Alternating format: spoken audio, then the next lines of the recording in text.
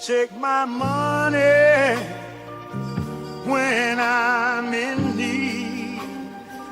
Yeah, she's a trifling friend indeed. Oh, she's a gold digger, way over town that digs on me. She take my money. Now I ain't saying she a gold digger, but she ain't fucking with no broke niggas. She take me money. Now I ain't saying she a gold digger when I'm in need, but she ain't fucking with no broke niggas.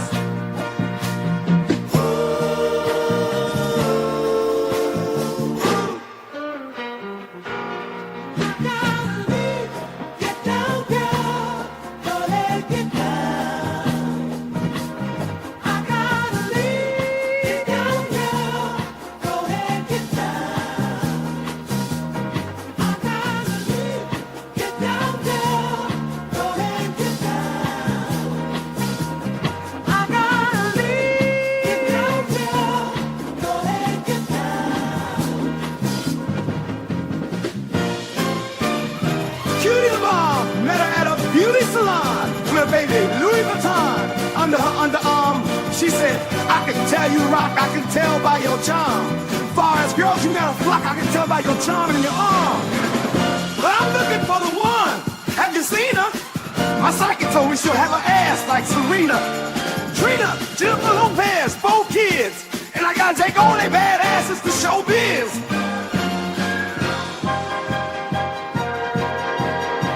Okay, get your kids, but then they got their friends. I pulled up in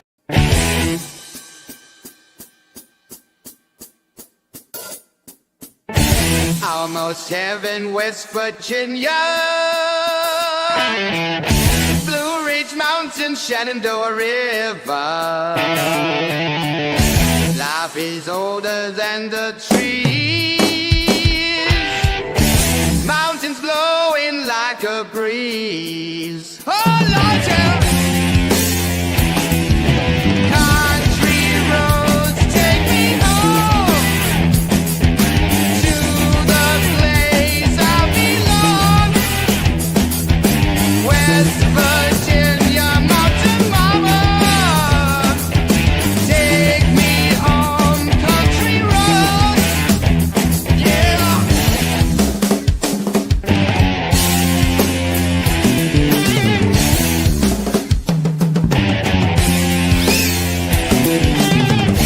All my memories gather around her, mine is lady, stranger to water, dark and dusty on the sky.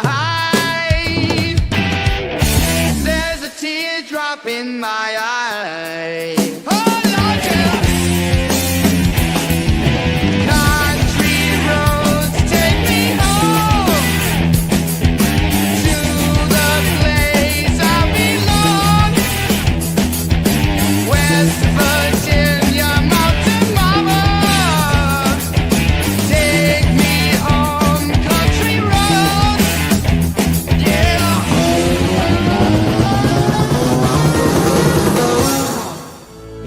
Of all the money that I've had, I spent it in good company, and all the harm that I've done, alas, 'twas done to none but me.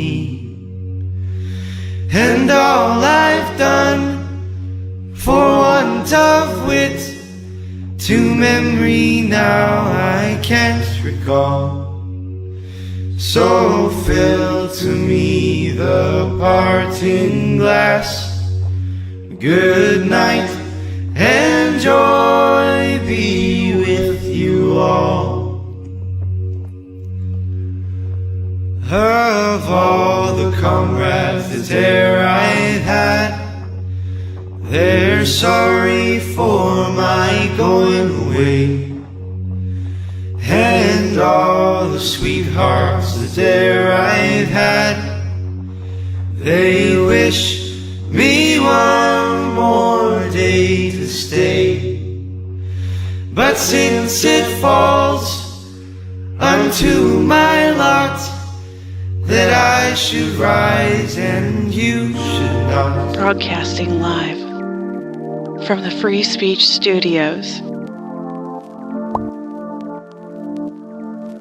Deep within the city of Fountain. With over 4 years of satisfying the curious mind and looking damn sexy while doing it. Ladies and gentlemen, Phantom Fact Society.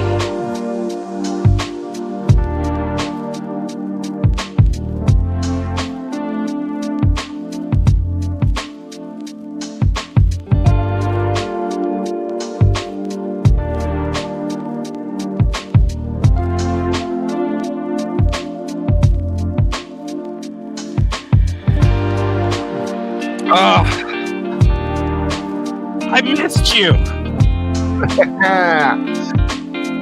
Feels like it's been a moon a time ago. Welcome, everybody, to what's currently the #2 most watched show on Twitter Live. Coming for that one spot. Watch out, Brett Murphy. Your country music hits mix on X won't last long. Although we open up with a VH1 throwback.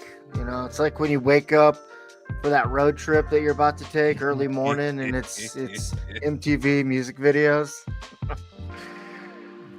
You know, it's just sort of the feel we want to give I love everyone it. here. You know, just let them know that we're here for you. It's been a long Monday, recovering, no real distractions.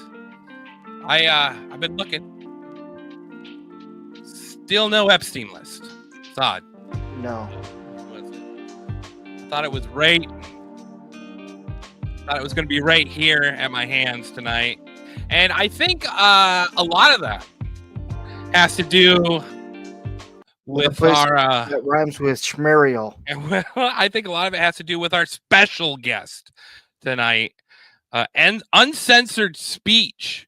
Look him up on X, everyone. He's the co-host of JQ Radio 24/7, which is now currently #1 on X Spaces, running live. So without further ado, let's bring.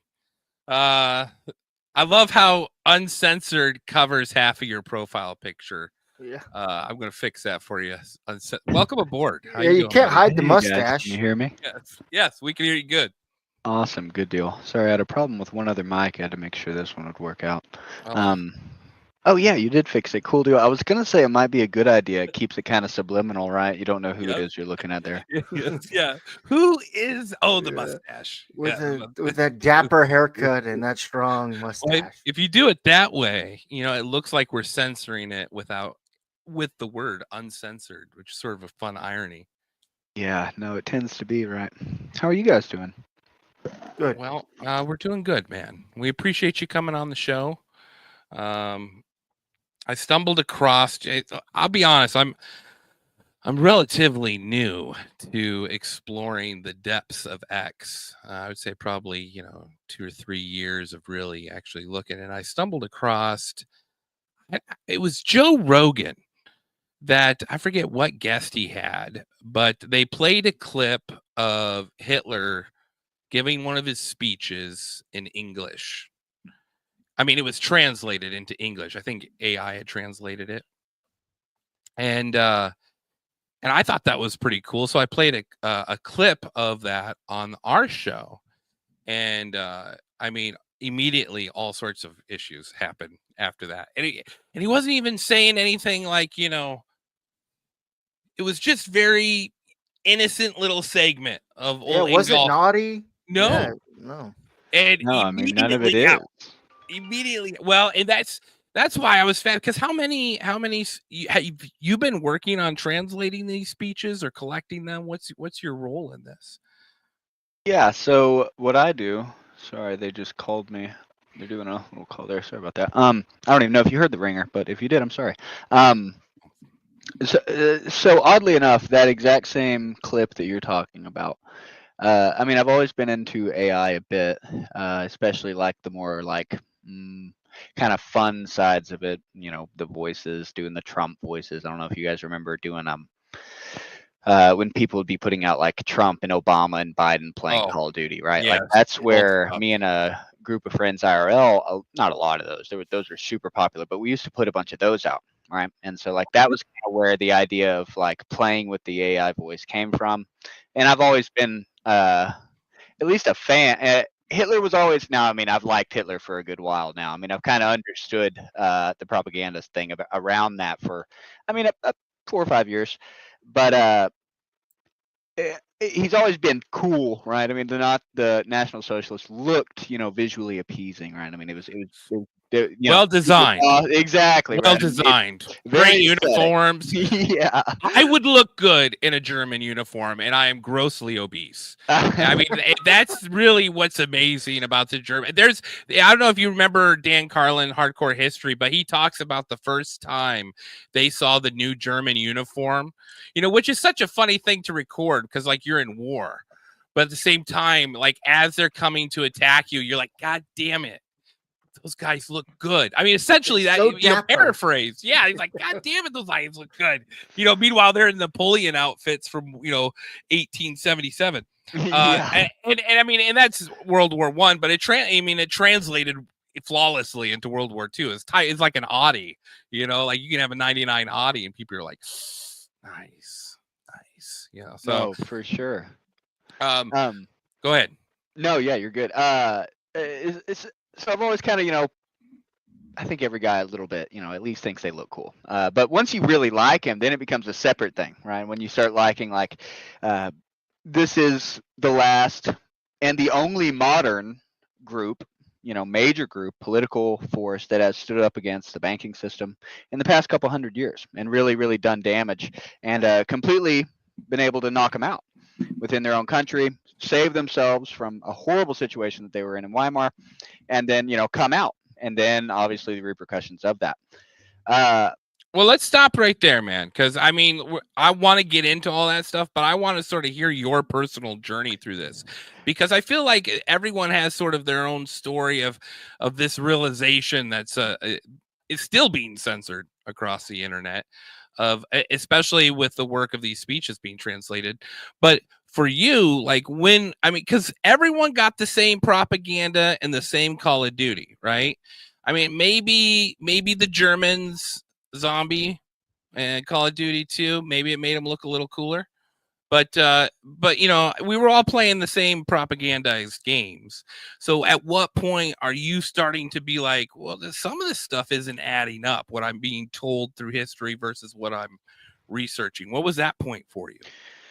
So it was probably 4 or 5 years ago, and it really came from uh, well, it came from getting into the Jews, right? Getting into that problem. Once you get that, there's a lot of things that kind of you realize, and the main one being this, right? I mean, uh, if the Jews are generally a problem throughout history and they are still doing these things, well, that means that the whole propaganda around World War II is, let's start looking into that. And so, looking into, Germar Rudolph, stuff like that. And once you get past the Holocaust, it gets a lot easier to then be like, okay, well, not only do they look cool, let's dig into these people themselves, right? Then you go read Mein Kampf. And then you're like, okay, all right, so hold on a minute now. I'm liking this. This I'm enjoying. I am relating to this. I mean, especially today, right? I mean, we're in like a mini Weimar right now. It's going to get worse, I'm sure. But I mean, we are in these first early steps. I mean, you could say in some ways we're further, but either way, we're getting into this. So there's that relatability, right? And then going into the speeches, which there is something to be understood about speeches are, propaganda, but also that propaganda isn't a bad word, right? I mean, he's saying things that he wants to convey to his people, while at the same time holding up his end of what he's saying, right? So it's, yes, he's saying all these beautiful things. It's a written speech. He's trying to come out and make it sound good, but at the same time, he does go and do these things. He does pull his people out of the depths of a horrible situation, and so that is somewhere in the middle of Mein Kampf and getting into the speeches is where I was like, okay, not only are they cool, not only is Nazi Zombies cool, and was that whole little storyline cool, but also these are the good guys, and not only the good guys, but like very much so the good guys. And so, I mean, from there, it just kind of became well, what do I do, right? Like, what can I possibly do to like help this? How do I do something? I think we get asked that a lot in JQ. It's like, okay, well, now what, right? Like that, everyone wants to go get their hands dirty and be like, okay, well, let's go. We got to go be activists. We got to get it out in the street. And it's like, we're not there. We're just not there, in my opinion. I think that these types of things, like what we're doing right now, what we do on JQ, putting out speeches, that type of thing, this educational side of it, that has to come first. And that's the stage that we're in right now. So once I kind of got around to like, okay, well, there's got to be something that I can, what am I good at, right? What do I do? And I do a lot of stuff with AI. And so it wound up being like, okay, I'll figure out something to do. And at first I was going to start using it to summarize chapter by chapter with Chat GPT or something like that, which now looking back, I'm glad I didn't, because GPT now is like, 1,000 times better than GPT a year ago. So it's like, man, I'm glad I didn't do that. Shouldn't have done that anyways. But then that clip that you were talking about Joe Rogan came on, and I'd seen that, and I was like, oh, okay, that we can do. So then I just took a bunch of his speeches and pulled the audio from him, made a voice of his out of it, and started going at it. I mean, I had to have made my first one about, I don't know, early April of last year, April 5th or something like that. So, I mean, but I didn't start putting them out like in mass for 3 months, probably. I put like 4 out, 5 out maybe in that first 3 months, or 2 months maybe. Because probably the first 2 months. Because by the end of June, I was doing 1 a day, and then like sometimes 2 a day. And, they're various lengths, right? Some are a couple minutes, some are 2 hours. But where were you getting them out? Where were you getting the original footage for these?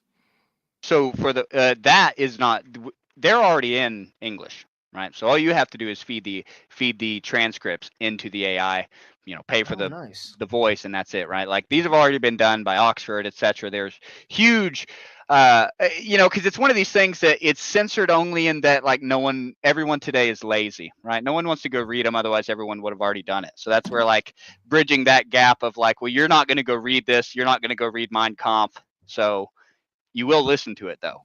Well, that's where. Go ahead. Did you find like outlets like YouTube were censoring? Oh, certainly. So I mean, like I just it's sort of hey, you can go and read it any time, but any publication with any effort added to it is highly frowned upon. They need to just sort of sit and collect dust, I think, is their thought process. And the whole idea of America being a republic based on being able to hash out ideas in the open. I mean, I've got some clips too. We can pull up too, but like with Dan Bongino and Tim Pool, and I mean, it's I wouldn't say scary, but it's eye-opening to see the amount of reach the Jewish mob has in American politics and infrastructure. Which when you listen to these speeches, you're like, yeah, it's not just somebody was trying to tell us something. Yeah, it's not a new thing, right? I mean, it's not a new thing. This is something that has been going on, right? I mean, they've been doing this. And I think for our listeners, this is they've sort of followed our journey, through conspiracy to now, spoiler services united, because all this stuff is coming out to be true. But at the same time, you're just like, we did a show, what was it, Friday night, the Forbidden Episode is what we called it. And you can go on Spotify and check it out, Phantom Fact Society.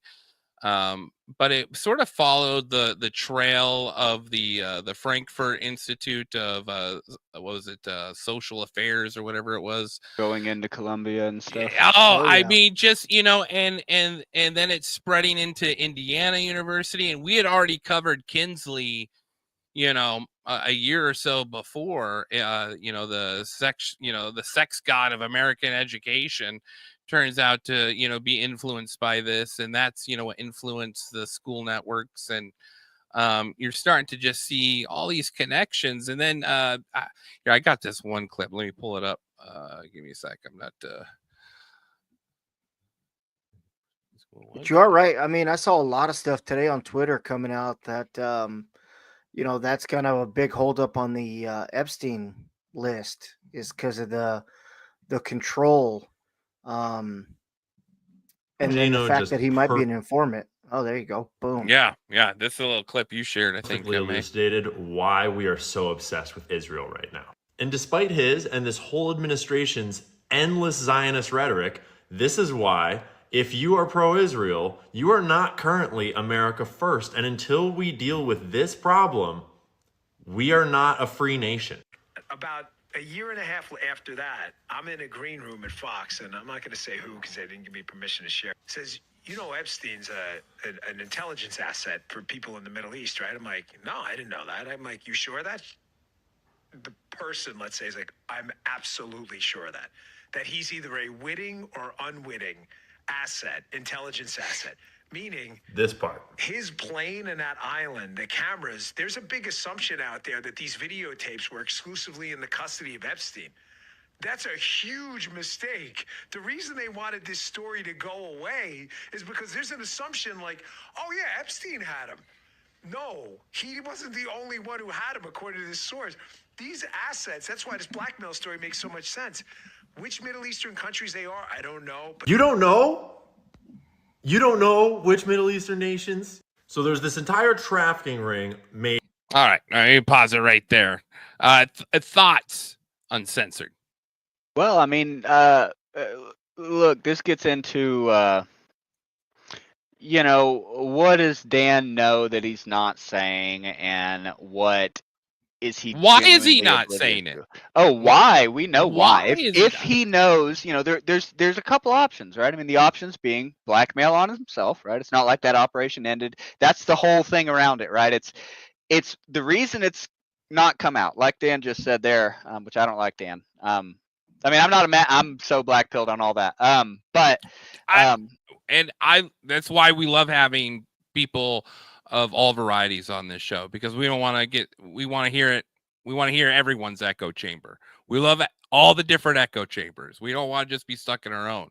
So, anyway, sorry, I didn't mean to interrupt. I just didn't want you to feel like you're, fighting mega people. No, black pill me, baby. Here we go. No, we got. I'm buddies with everyone but Jews and communists. So well rounded. Yeah, I mean, yeah, it's in most of that overlaps, so it's like pretty simple. But okay, so what was I just saying? Oh, so Dan, what he was just saying was, well, it's not just Epstein that had this information, and it's like, yeah, my man, that's why it's not going to come out, because everyone is still blackmailed. Like all of Congress, everyone in the government, they're all still blackmailed. So obviously we're not going to get it, or we're going to get, this is the thing with all this stuff coming up, right? And I've kind of made this little, my issue here is that we're like, okay, awesome. Finally, the government that we don't trust, so we need to see their files, are going to release files to us that we've, not been allowed to see. And we're going to have to trust that the files they're releasing to us are the truth and aren't edited and aren't bullshit. We don't know. We have no way of knowing. But what we do know is that, well, we don't know, right? I don't know where Dan's at. I assume all these people know, right? I mean, they're so zioed out. I mean, they are just completely for Israel. We played that Pete Hegseth Zionist film or a Zionist clip where he's all bragging about being all in for Zion, and it's just, as someone that was raised to really focus on theology and in Christianity, And to see this, I saw this huge movement in YouTube probably about 6 years ago. These YouTube pastors, and it was for people that were disconcerted with churches, attending churches, and then it really got boosted during COVID. But what happened is that there was, it funneled into maybe 4 or 5 major preachers that were getting all the views, and they were having these guests on. One guy was a former governor of Jordan, the country of Jordan. He was a former governor that had now become Christian, and it just all reeked of Zionism, right? And then it all made sense as soon as Gaza happened, because when I talked to these people that had followed these pastors for the last 5-10 years, all in, just cognitive disconnect completely on that subject, because they were convinced it was going to bring about the end times. And to me, when I look back, I was like, that was a huge psyop in my mind. And because Christianity is tied close to Judaism, and everyone wants the end times, and what's better than destruction in Israel? And so you got to keep that facade going and bring in your Christian vote. And the Christian vote, we laugh it off because it's not 90% like it was, 50 years ago. But it's still a big chunk of this country, or the morals based off of Christianity still affect this country. So, it's just we're, and then we witness Israel commit atrocities worse than what the Nazis were reported on doing to them. No, listen, I myself, I am Christian. I say that all the time, but I'm Catholic, so I have a historical reason to not be cool with Jews. So I go with it like that. But I think about Herzl, right? Theodor Herzl, the father of Zionism, right? Wrote to Pope Pius XI. Oh God, I don't even know. There's argument about him being the father of it. There's a belief that it was a Masonic structure, and then Herzl just sort of stumbled across it using their logic, and they encouraged it and published it out to the world. But either way, it was accepted as this is what's got to happen. Oh, well, yeah, and either way, right? I would my response would be to say that, like, well, all Freemasonry is Shabbos Goy Judaism, right? It is for the Goy, right? It's for the Goy to work for the Jews, right? And to have their little fun, their little clubs, etc. And like, this is why I don't know if you guys are familiar with something like the Protocols, right? The Protocols of the Elders of Zion. No, Nope. Okay. So, have you ever, been through? Have you had any contact with something like, Henry Ford, right, being an anti-Semite, writing the book? Yes. Right? Yep. Okay. We are Phantom Facts, after all. Okay, good deal. Just making sure, right? So Henry Ford spent a good third, probably, I don't know about a third, maybe a quarter of his book going over the Protocols, right? What the Protocols of the Elders of Zion are it's this document that came out of Russia in like 1904, was translated. It supposedly came out of one of the Zionist councils, right? Because the first Zionist council was, I think, in 1883. Then they had one like every 4 years or something like that. But wound up being so the earliest one, right, that we know for sure is the one that's in the British Museum. It's dated in 1906. And it talks about wanting to start a world war. I don't know, depending on how familiar you guys are with Freemasonry, right? Pike's letter, right? Yeah, so right there, yeah, that would be a good place to go. The whole thread's right there. Long 36-hour book. The easier way to do it is just to follow it to that guy's original Rumble channel right there. But just to pause there real quick, wanted to mention that we're the #2 live show on X, just barely behind Brett Murphy. Love it. Just barely behind Brett Murphy. So, okay, sorry, go ahead. No, you're good. We'll catch him. I don't know who Brett Murphy is, but nope, he's playing. Never heard of her. He's playing. Never heard of her. Okay. All right. Well, yeah, I have no clue. Couldn't tell you. So obviously, to me, you guys are first. So, So in the protocol, Pike's letter, right? I don't know if you guys are familiar with that. Talks about wanting 3 world wars, supposed to come out of Albert Pike, one of the 33rd degree Masons in 1890 or something like that, is when it supposedly came out. Interesting. But a lot of the same sentiments are within the protocols. And basically the protocols are, I think there's 24 of them, 25 of them. And they go over basically how the Jews are going to take over the world. Long story short. And it's very particular, very, very particular. It's not super long, but it goes right into like what the plan is. And then the problem becomes, the response is, well, this document's, forged and it's fabricated a little bit, etc.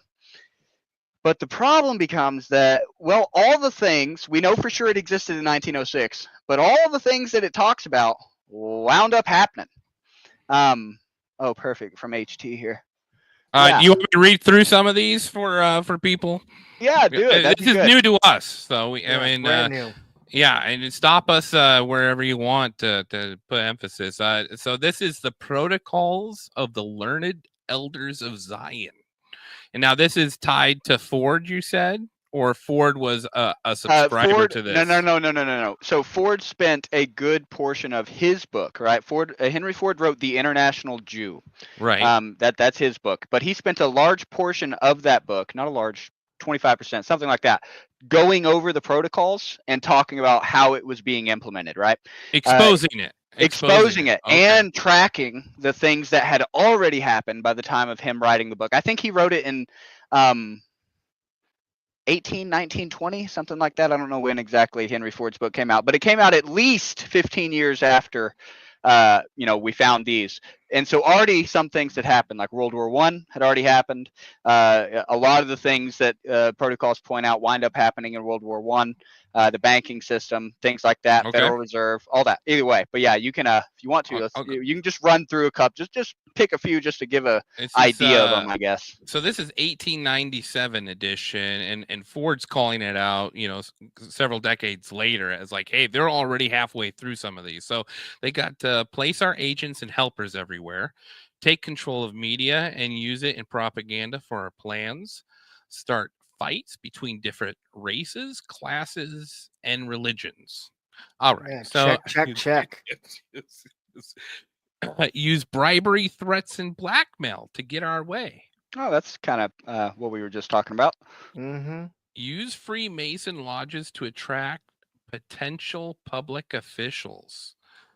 Appeal to successful people's egos. Man, Jews. Yeah, so it does, it does wind up being that it is, at the end of, for the regular conspiracy theorist, right?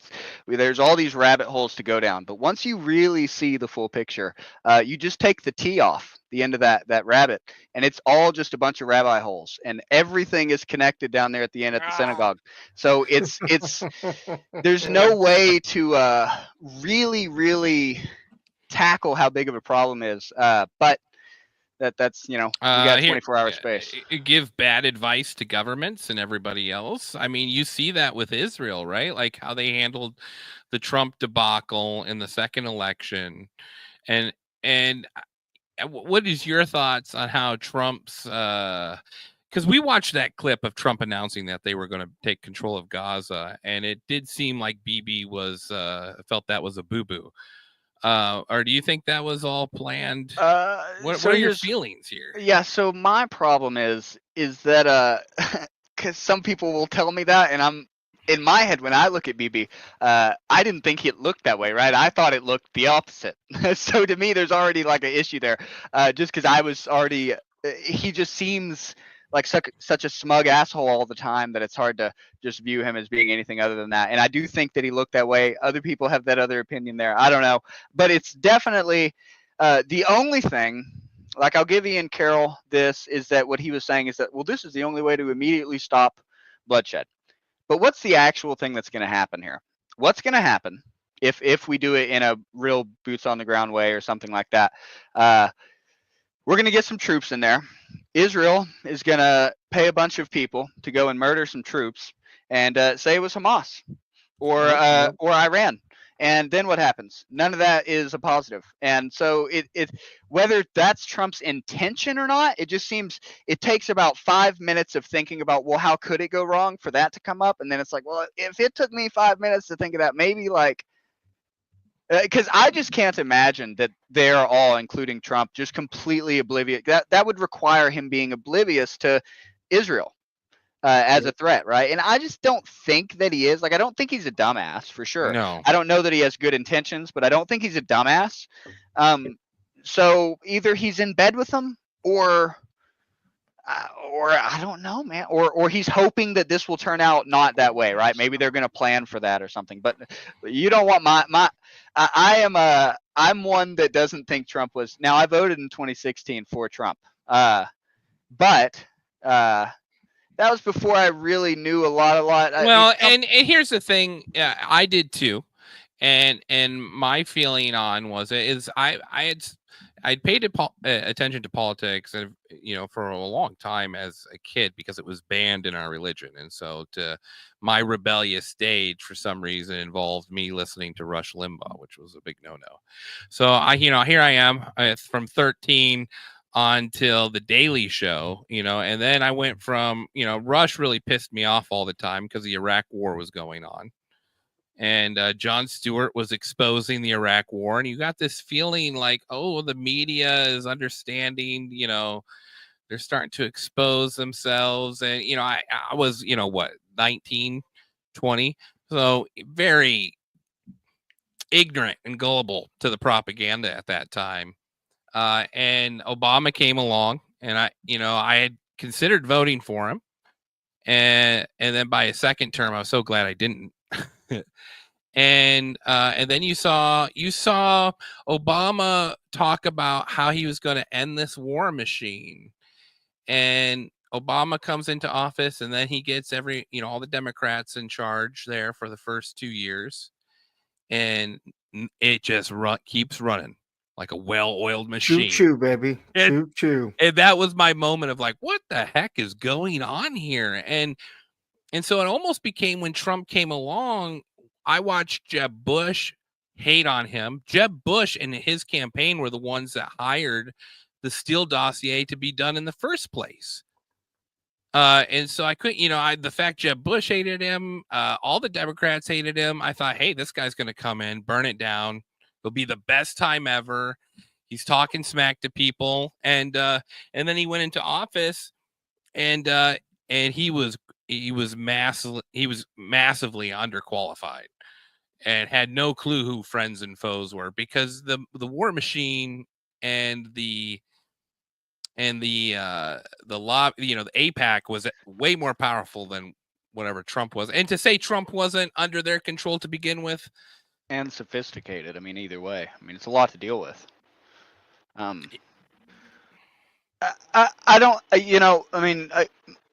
then yes, I kind of had your same sentiment, right? I was like, man, this guy he's coming in, he's talking shit to people, he's freaking pulling world leaders into his chest, right? Like, I mean, he's just pushing his way at the UN, right? Like, I like all that shit. I want that. That is, I'm sorry, we have 22 nuclear powered aircraft carriers. I'm gonna throw my shoulders around a little bit. That's how it is, right? I mean, we're the US. I like that. It's just that he did just, I'm quite certain, like when he first went bankrupt, when he was bought out by Jews, like that's my whole thing, right? Like I think this is from the 90s, right? They went bankrupt, got his loans paid off by a Jew. Ross, what was his name? Ron? I don't remember. But Cohen? No.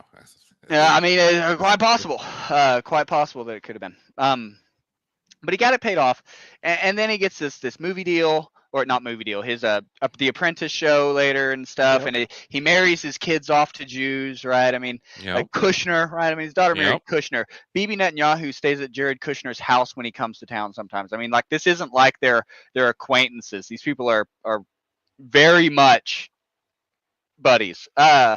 So it's hard for me to overlook that stuff. Well, and that's, like, I didn't even know that about. I mean, I knew Kushner was sweet on him. And the whole Abrahamic Accord covenant that they came to was, a lot of it went to Kushner's dealings. But I also took note that I never saw Kushner or Ivanka during the campaign. And I'm not saying that they weren't involved, but it was interesting that the Trump campaign noticed that it was a good idea to keep them as far away as possible while he was campaigning. Do you want to watch this little clip here? It's a little 2-minute. It's a little 2-minute. Oh, clip cool. Yeah. Goyim are mentally inferior to Jews and can't run their nations properly. For their sake and ours, we need to abolish their governments and replace them with a single government. This will take a long time and involve much bloodshed, but it's for a good cause. Here's what we'll need to do. Place our agents and helpers everywhere. Take control of the media and use it in propaganda for our plans. Start fights between different races, classes, and religions. Use bribery, threats, and blackmail to get our way. Use free Masonic lodges to attract potential public officials. Appeal to successful people's egos. Appoint puppet leaders who can be controlled by blackmail. Replace royal rule with socialist rule, then communism, then despotism. Abolish all rights and freedoms except the right by force by us. Sacrifice people, including Jews sometimes, when necessary. Eliminate religion. Replace it with science and materialism. Control the education system to spread deception and destroy intellect. Rewrite history to our benefit. Create entertaining distractions. Corrupt minds with filth and perversion. Encourage people to spy on one another. Keep the masses in poverty and perpetual labor. Take possession of all true wealth, property, and especially gold. Use gold to manipulate the markets, causing depressions, etc. Introduce a progressive tax on wealth. Replace sound investment with speculation. Make long-term interest-bearing loans to governments. Give bad advice to governments and everyone else. Eventually, the Goyim will be so angry with their governments, because we'll blame them for the resulting mess, that they'll gladly have us take over. We will then appoint a descendant of David to be the king of the world, and the remaining Goyim will bow down and sing his praises. Everyone. All right, that's So he's pretty much just reading off that list that we read earlier. Yeah. They're schizo, a little bit. So I mean, I guess where do you go from here? Were you learning about the Jewish control before you started learning about what Hitler was talking about in his speeches, or was it vice versa? No. For sure, Jew first, right? Because I still had in my head, the Holocaust, right? Or the Zendel experiments, etc. All these Lindell, the Nazi scientists that was like sewing people together and shit like that, right? So you have all this like propaganda from the other side for a long time, and so the Holocaust was kind of a hard one because like, well, how the hell would I have, even when I was thinking about before getting into it, I was like, well, that would be a problem if they were just like taking men, women, and children and like executing them, 6 million of them, right? That'd be a little crazy. So once I kind of got into like, okay, well, they are in charge of the media, right? I mean, I don't know if you guys are familiar with HT or GTV flyers. The flyers. Have you ever seen the flyers that say like every aspect of XYZ thing is Jewish? No. Really? Okay. Let me pull. You're talking to a virgin audience today. Really, man? Okay. So be gentle. Listen, be rough. Go in fast. What we call you whisper sweetly in our ears as you tell us how we're getting fucked. No, it'll be all right. Just spit on it and call me pretty. I don't need you to hold my hand. Hell yeah! All right. Okay, so. Let me see if I can zoom in. And while you're looking for that, I just let everyone know if you do want to call in, we did paste the link in the comments there. Unless you're on X, then you'll have to go to YouTube. Go to YouTube. Here, I'm copy going and paste to... it. Unless you have people, unless you want to share the link too. I dropped that link there in the sidebar. If you're able to pull yes. that up, that way I don't have to. I'm always worried what it'll pull up first or something, and I don't want my name or some shit. Who knows? Let's see here. So like GTV these types of flyers, you'll see what I mean. I'm sure. Well, I don't know. You say you're. No, we're very new to this, so Okay. yeah. Oh, I have seen these flyers float around. Here, let me show everyone. Share screen. Give me a sec. These are called GTV flyers, Goyim TV. Now, Goyim, for people who don't know, Goyim is what is a Goyim? The non-Jew. The non-Jew, is that the Amaret, the dirt beneath their feet? It's like a derogatory term, isn't it? It is. It comes from the Gentile. Comes from nations, right? So and goy are it really just means nations, but what it really means is everyone but Jews, right? So they have the Jews, right? They'll say themselves, and the goyim, right? So that is what goyim TV. So it's Harry Cohen. Yeah. Yeah, okay, let's go over some of this because I've always seen these, but I've never just like zoomed in on them. So you're here with Fan and Facts. We'll do a little bit of this right now. So we're going over Sony, Paramount, Fox, Comcast, Warner Brothers, and Walt Disney. Now, Bob Iger is no longer the CEO, I don't think, of Disney. No, he may not be. Let me see who the CEO is. David Zaslav. Oh no, didn't they actually put Bob Iger back in? Isn't that right? They did put him back in, but then I thought he stepped down, or maybe not yet. Maybe he's just steady in the storm. Tom Rothman. Okay, so then you've got 6 Jewish corporations own 96% of the media. Now these are the owners of Sony, Paramount, Fox, Comcast, Warner Brothers, and Disney Company. All right, yeah, that's one of these flyers. I mean, you got a whole list here. Oh shit! This one blew my mind. I had never known this. You've seen this one? Every single aspect of the slave trade was Jewish. Yeah, so you can even go and find like old newspapers, right, from towns in the South when the slave. Oh, there are some on there. Okay, yeah, where the slave trade is closed on the Sabbath. Why is that? Why, when they're less than 1% of the population, are all the slave trades closed on the Sabbath? That makes no sense. You would think that'd be the one day you'd want the slave. You want everyone. Yeah, they do. Yeah, they'll have their slaves, right? Yeah, they can't sell them. They could maybe have the slaves sell the other slaves, right? Little dark slavery humor for you folks here at 10 o'clock at night. No, listen, have you guys ever come across? So HT, the guy that owns GTV, he is the one. So you guys say you're virgin, but he's gone extremely viral a lot for being way out there. He'll do some crazy stuff. He's like one of the guys that goes and they fly swastika flags, and shit, and go do all the rallies and all that type of stuff. Now, but are these the same people that like go on the bridges? Okay. Yes. The guy with the beard and the sunglasses always. Yes. Yeah. So that's the same group that was in Tennessee not too long ago. In Ohio. Yeah. Where the black people got mad afterwards. Yes. And okay. So no, that's a different group. HT knows some of them, but no, different. Not HT, and they're not like I don't know what to call it.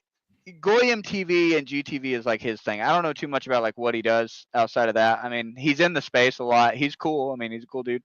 It would be quite shocking for you to get him on here.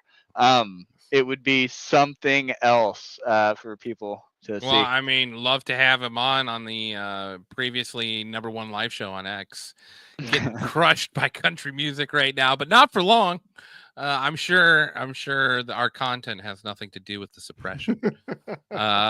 This one, every single aspect of Disney child grooming is Jewish. Now, you said this to us 4 weeks ago. I'm like, why are we blaming the Jews for child grooming? It just sort of seemed, but after studying what they did at that Frankfurt University there, the Institute, I mean, there had been people that, dressed up as women, recorded as far back as, mankind.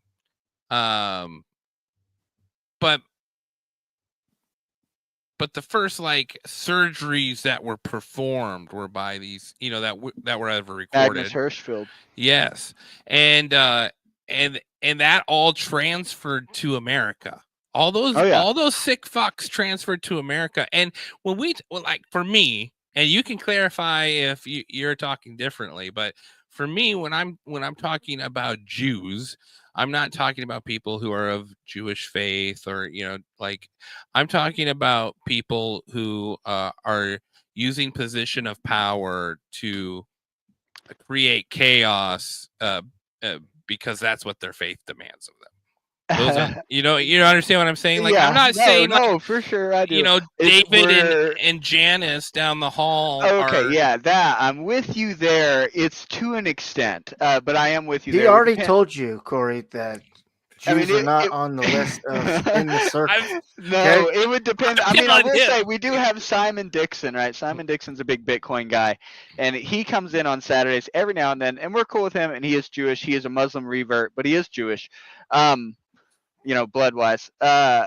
So, and we're cool, and he's a cool dude, but the main thing is that he fights against them big time. He's super into, like, there is Jewish supremacy, Israel's bad, there's a history of Jews being overrepresented in at least banking and being a huge problem in it. So there are all those things. But that's kind of where I, yes, the Jewish lady down the street, right, the Jewish woman in the supermarket, not a problem, right? I'm not going to be like, fuck you, get out of here.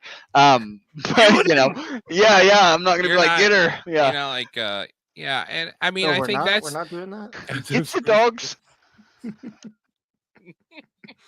Shit. Okay. You know what? This is they have had like 90. Well, how long have they had Israel? 60, 40, 60 years? Well, yeah, it was 48. So, I mean, that would be 80 years. 80 4 years, okay. So 76 or something. I'm telling you, all this could have been fixed. Like I said in our last episode, if we would just gotten a time capsule and just killed these old crusty fucks that came over here and started this shit back. This whole thing. That last episode we did with the just they were just so miserable and they wanted to just ruin America. It's like, man, everyone wants to save Abraham Lincoln or JFK, but why not go and just take out these human beings? I would have just told Hitler all about the atomic bomb. This is the problem, right? That I would get to of what you were just saying, right? We gotta pause here because there is a mention of Molech, and this show requires, if Molech is ever brought up, that we have to play this clip. But this we have covered this for a long time, so. Molech News, everybody. Yeah. Hey, everyone, you can sing along too. It's Molech News. Molech News. He's out there to eat kids and Jews. It's Molech. Molech News. Molech News, everybody. So these are all scriptures from the Talmud. Yebamith 98. All non-Jew children are animals. So, all right. So there is like a chihuahua, or what are we talking about? Well, this is my issue. What these do, and we have a very long X space on my Rumble somewhere, where the Goy Father, one of the guys that hosts a weekly show called Talmud Talk, and so on Thursdays we do Talmud Talk, and he's gone over this list exactly. The problem is, and so starting off, none of it's wrong. None of this is incorrect. It is all correct. The issue is that they will go and like these are very, very shorthanded rewordings, right? So then they'll go and they'll say, well, this isn't true. Right, like no, it doesn't say all non-Jew children are animals. Well, what it does say is the seed of a goyim is like that of a donkey, right? So the children of the goy are like that of a donkey. Sure, it doesn't say all non-Jewish children are animals, but yes, that is what it is saying. But all of them are something along the lines of that because these Jews are just overwhelmingly like long-winded in their writing, so they'll take a year and a half to get to something they could have said much simpler. I went to the Lord. Yeah, they're kvetching. Yeah. And after I sat there for 3 weeks. Yeah, no, I feel you there.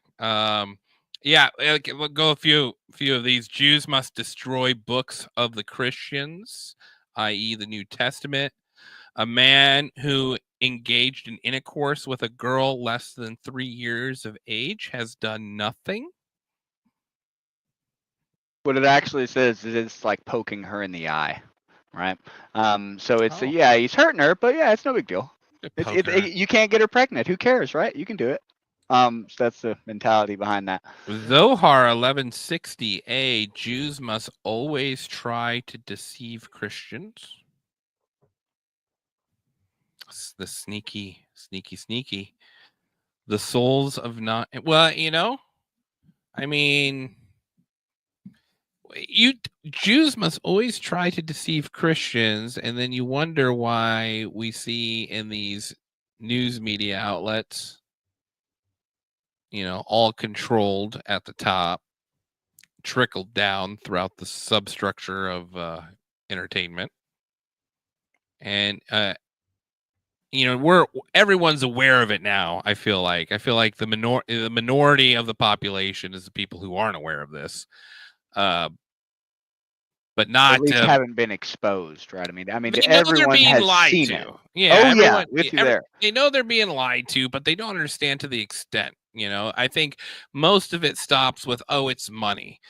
It's always just money, and I think there's definitely something deeper, spiritually and physically tied to this. And you read some of this stuff, and these ones, if a non-Jew hits a Jew, he must be killed. When a Jew murders a non-Jew, there will be no death penalty.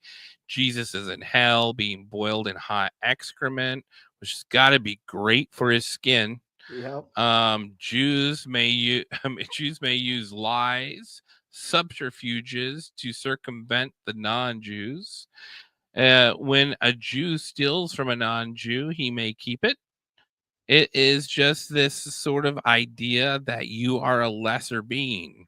That's what I'm gathering here. I'm just a big pile of dog shit. And like you look into even, into the New Testament and Jesus first identifying himself as the Messiah to a Samaritan woman. And not only were women looked extremely down upon, but then the fact she was a Samaritan, or essentially a half breed, a crossbreed, half Jew, half Syrian, half Assyrian, it was so disdained upon that they were shocked that there was even conversation being made, much less that he was allowing her to serve him. Like that mentality has stayed true for thousands of years, even without them having a homeland. And now, you saw when they created Mossad, the lengths they went to change narrative, No, I mean, for sure. I was looking for a video by Ian Malcolm where there's a guy that goes over this exact little thing here. But they do. I mean, it's got to be through trickery, through, deception, because they don't have, a global military. Right? I mean, that's why to kind of go back to what we were talking about at the very beginning here. I mean, that's why they have to do things. They can't beat America in a war. What? All their stuff comes from us. What? They don't have a military. They have our military that they have. It's over there. It's just ours, but it's over there. So they have to do something like, oh, let's just have this billionaire financier have all these parties. His, handler or himself, I don't know. There's this back and forth. The main back and forth that I have, or see is Epstein himself a Mossad agent? Almost certainly, but at the very least, Ghislaine is. Ghislaine's dad was. He also owned McGraw-Hill textbooks, right, which published like 60% or 70% of all the textbooks in America forever.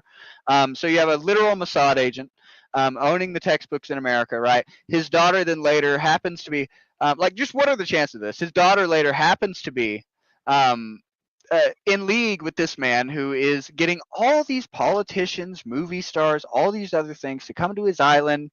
He has a weird little black book for them, and for whatever reason,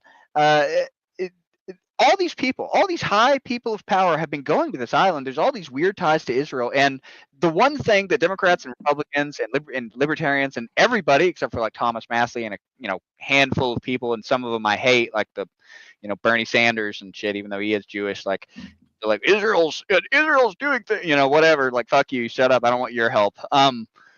So all this weird interlocking, and she just happens to be tied to this guy, and it's just absurd. And then when you have things like Blinken,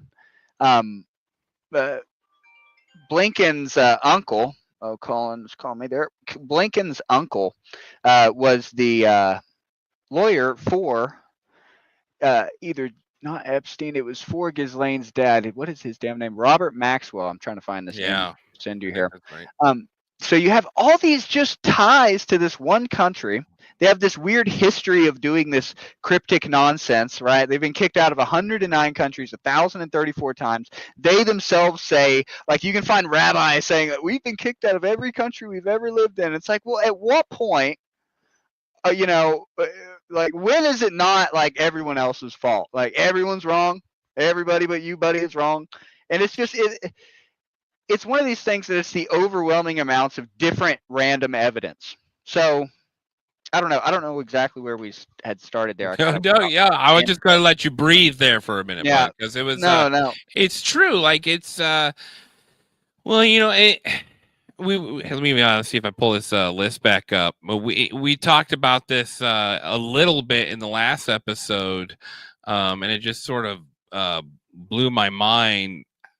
Because when we said Jews in the porn industry, I thought, maybe just, financing some of it. But the head of Pornhub, I forget what his name was, the rabbi, the head of Pornhub, there's video of him that we played. I was looking for it while you were talking. I think it's Solomon Friedman. Yes, yeah.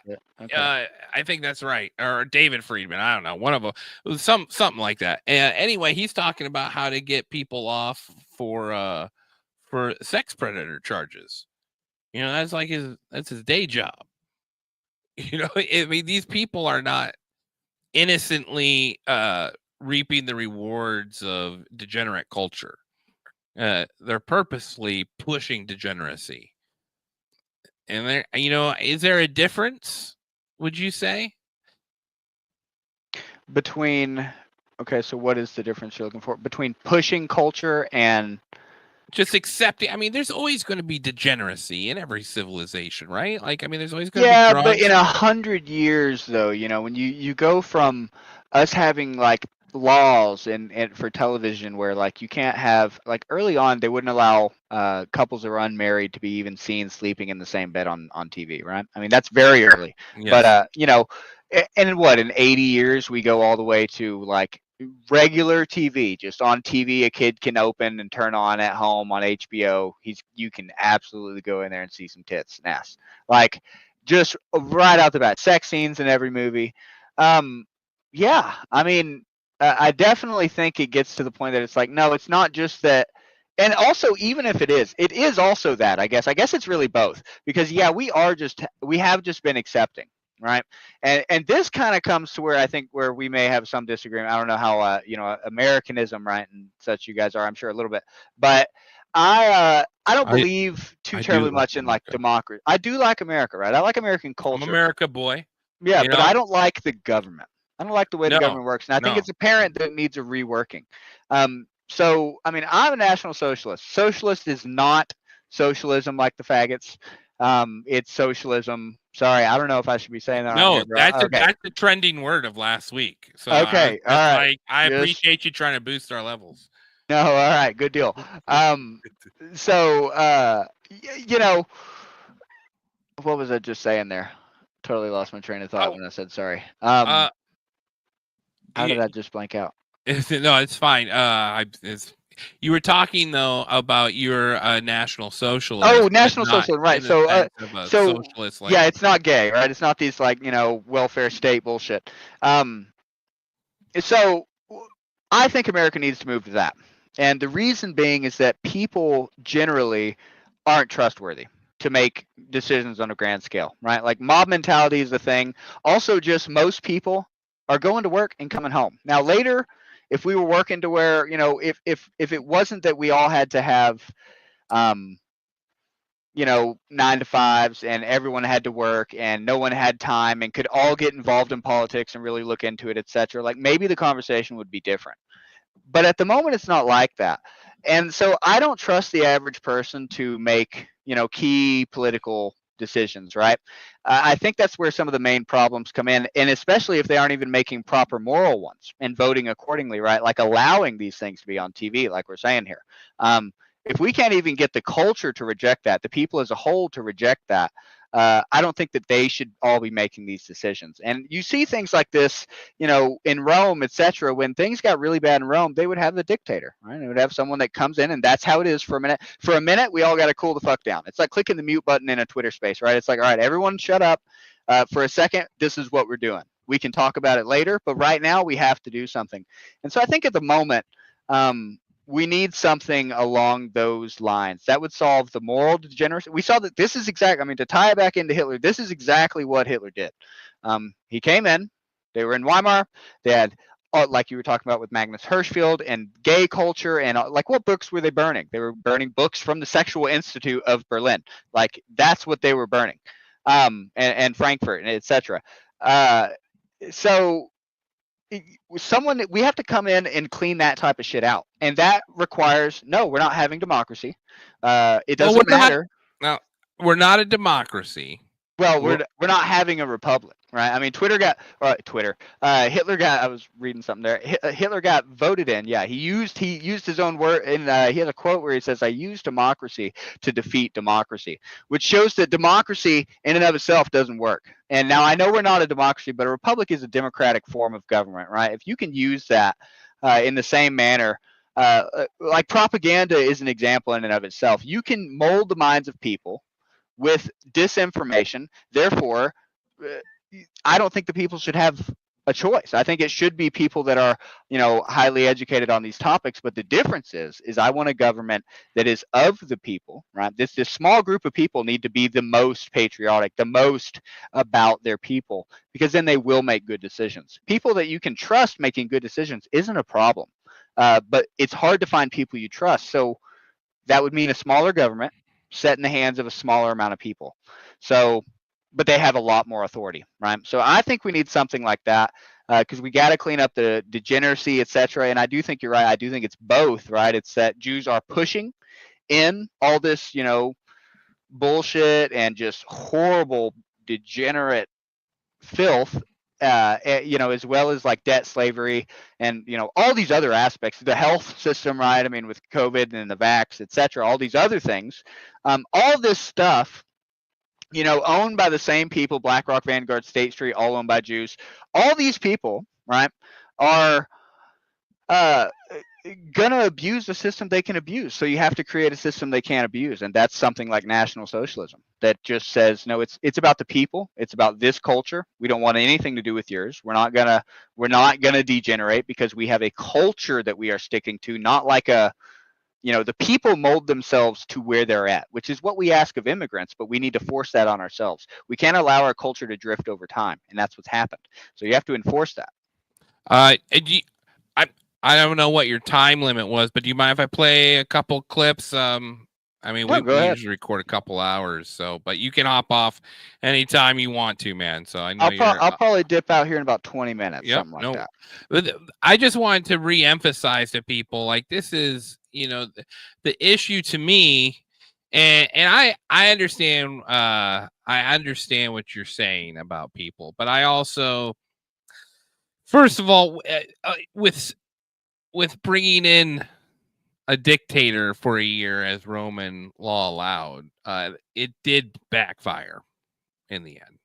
So, and the dictator just stayed dictator until he was murdered. And then there was a bunch of other dictators, which is just, to me, that's human nature. And the beauty of the basis of how America was built. And sure, it's been bastardized. I will agree with you on that. I feel like the system has slowly over time been bastardized purposefully. And as we're finding out very directly. And when people say, well, there's no way that there's someone who's a proud American that is also going to do evil to America just because they're, they're not, their heritage is Jewish. And for those people, I want to play this clip on dual loyalty. The State Department definition claims that stating that a particular Jewish person has more loyalty to the state of Israel than they do to their own country is necessarily an example of anti-Semitism. Now, that is law. That is law now to make that statement, to say that someone having dual citizenship could possibly not have our best interests at heart. That is official law. That is anti-Semitism, people, to say that. To even question this narrative. I'm going to go on here. Where the truth is that that's one of the fundamental premises of Zionism. And if you go back and look at the statement, say, of Theodor Herzl, who's wrote really what's considered the founding text of Zionism, he argued very clearly that Jews are one people, and therefore it's useless for them to be patriots to the countries in which they reside.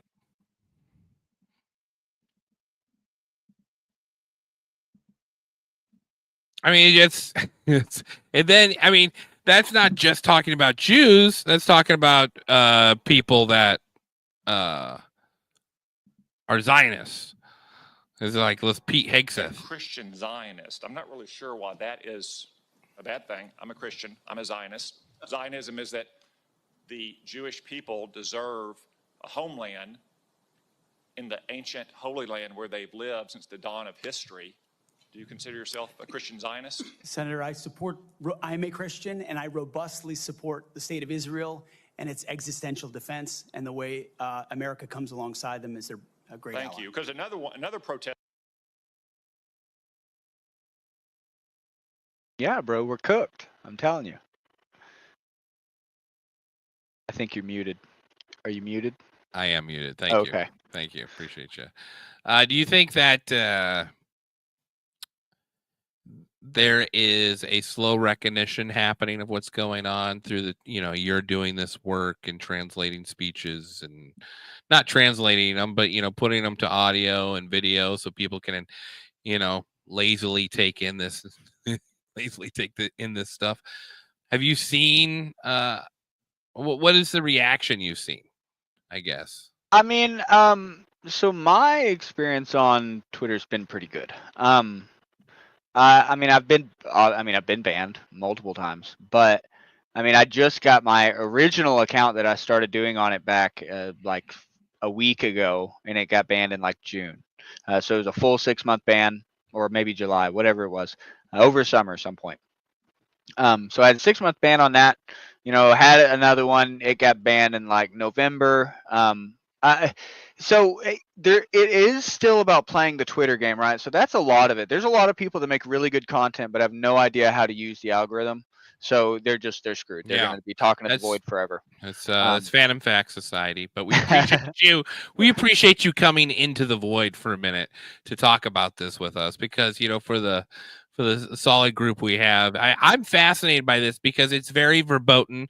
And I was raised a Jehovah's Witness, right? And so they were targeted among the rise of Hitler, because they wouldn't be involved in any military activity, and they wouldn't do the Heil Hitler salute. Those were the two major factors. And looking back, I understand like the organization itself was operating as a Western front for America, but there were people that believed in it, and they were thrown, they weren't doing anything other than holding to their belief system, and they were thrown into Dachau, and they had people that died from it. And now the narrative of 6 million Jews dying, I can get behind the disagreement with that. And there's been some interesting evidence pushed forward about how it was documented before this big propaganda push. Nonetheless, like, it wasn't like those things didn't exist either, because I talked to some of these people that were, in my church when I was growing up. And so I had always brushed it off, that anyone that had these type of ideas were just sort of weird, SS people that just, it didn't make sense to me, I guess is what I'm trying to say. And now that I've started to dive into this, it seems very well orchestrated and diabolical. Yeah. Wait, hold on. What's diabolical? What was the subject there? The taking over of media and Oh, okay. not, Yeah. not Okay, just cool. yeah, not just media, but like the underbelly of media, the porn industry. The porn industry decided so much infrastructure through the late 90s and into the 2000s, and it makes sense because they were the bankers behind it. Yeah. I mean, and I get it. I mean, I do get it, right? Look, I mean, I'm not going to act like it wasn't wartime and in a concentration camp, right? I mean, my whole argument is that there were no extermination camps, right? There was no extermination, right? It wasn't I mean, they had wet nurses and plenty of births at Auschwitz, right? I mean, I'm sorry, but you're not trying to exterminate. The amount of time they'd have to spend exterminating people, right? To fill these types of numbers. And you got to remember, I mean, originally the number for Auschwitz was 4 million. I mean, that's what they initially thought. And then even now they were like, oh, that's for sure wrong. So now, like the plaque up until 91 said 4 point something million, and now it says 1.1 or something. So they dropped 3 million, but that would never be talked about, right? They're not going to talk about that. They're going to just keep sending politicians and everybody there anytime they say no, or Elon, make him go over there, go to Auschwitz, go kiss the wall, hump the wall, whatever they do over there. And but it was. I mean, there were definitely concentration camps. There were for sure horrible things that happen in POW camps. That is not to be denied. But that's everybody, right? We did the same shit to Japan. The English did the exact same shit to the Indians. Sorry, but like the French did it to the Haitians, and then the Haitians killed them all. And Russians did it to their own soldiers. The more people died in the Holodomor than I mean, if the highest numbers for what the communists wound up starving and killing throughout that whole time period is right, it's more than World War I and World War II. So if that 100 million, I think it's probably more like 60 though. But if either way, we're talking about a 85% Jewish government taking over in Russia, exterminating literally. That's the difference between an extermination camp. And you see the Allies in Europe did the exact same thing to the Germans post-war, to a lot of the German soldiers, millions. They would put them in these big fenced off little towns, right? And then they just wouldn't import food. And they would just starve in a couple weeks, and you don't got to do anything. There's no work. That's how extermination camps work. They're not going to waste bullets. They're going to just fence you in an area, shoot anyone that runs out, and then you're going to starve to death. And that's what the Russians did. That's how you do it. You don't put them in camps, keep them occupied, make them build for you, make them do manufacturing, have a birth rate, have soccer team. Right. I mean, there's plenty of other things, right? Like they have plenty of things going on in some of these camps, and yeah, they don't. It's the mass extermination is the problem I have. I mean, the number I don't care. I mean, if it's 800,000, a million. I mean, the Red Cross thought it was 270, right? Thousand. Here's the thing, like, war is ugly. And I think Ukraine is a nice reminder of how just disgusting warfare is, and not just the end result, but what it does to people who come back, and how it affects generations afterwards. It's not just like the war is done and it's all over and hunky dory. This is long-term effects. And if we're going to have wars, we need to be transparent as to what's causing it. And if we're being manipulated, that needs to be exposed. And, we played that clip of JFK, talking about secret societies. And we'd always thought, like Masons or Skull and Bones. But, man, you wonder if he wasn't talking about AIPAC. And, well, I mean, let me look. I have the little thing here somewhere. But I mean, what Kennedy did push against, it wasn't AIPAC at the time. At the time, it was the American Zionists, AZL, American Zionist, AZO. It was the American Zionist something. Maybe the AZL, the American Zionist Lobby. But and he was going against that. He absolutely was. So I mean, there's plenty, and he was wanting to look into the uranium scandal, right? So there's plenty of JFK getting. I mean, I'm quite certain that Mossad had something to do with JFK, and he didn't like the Federal Reserve.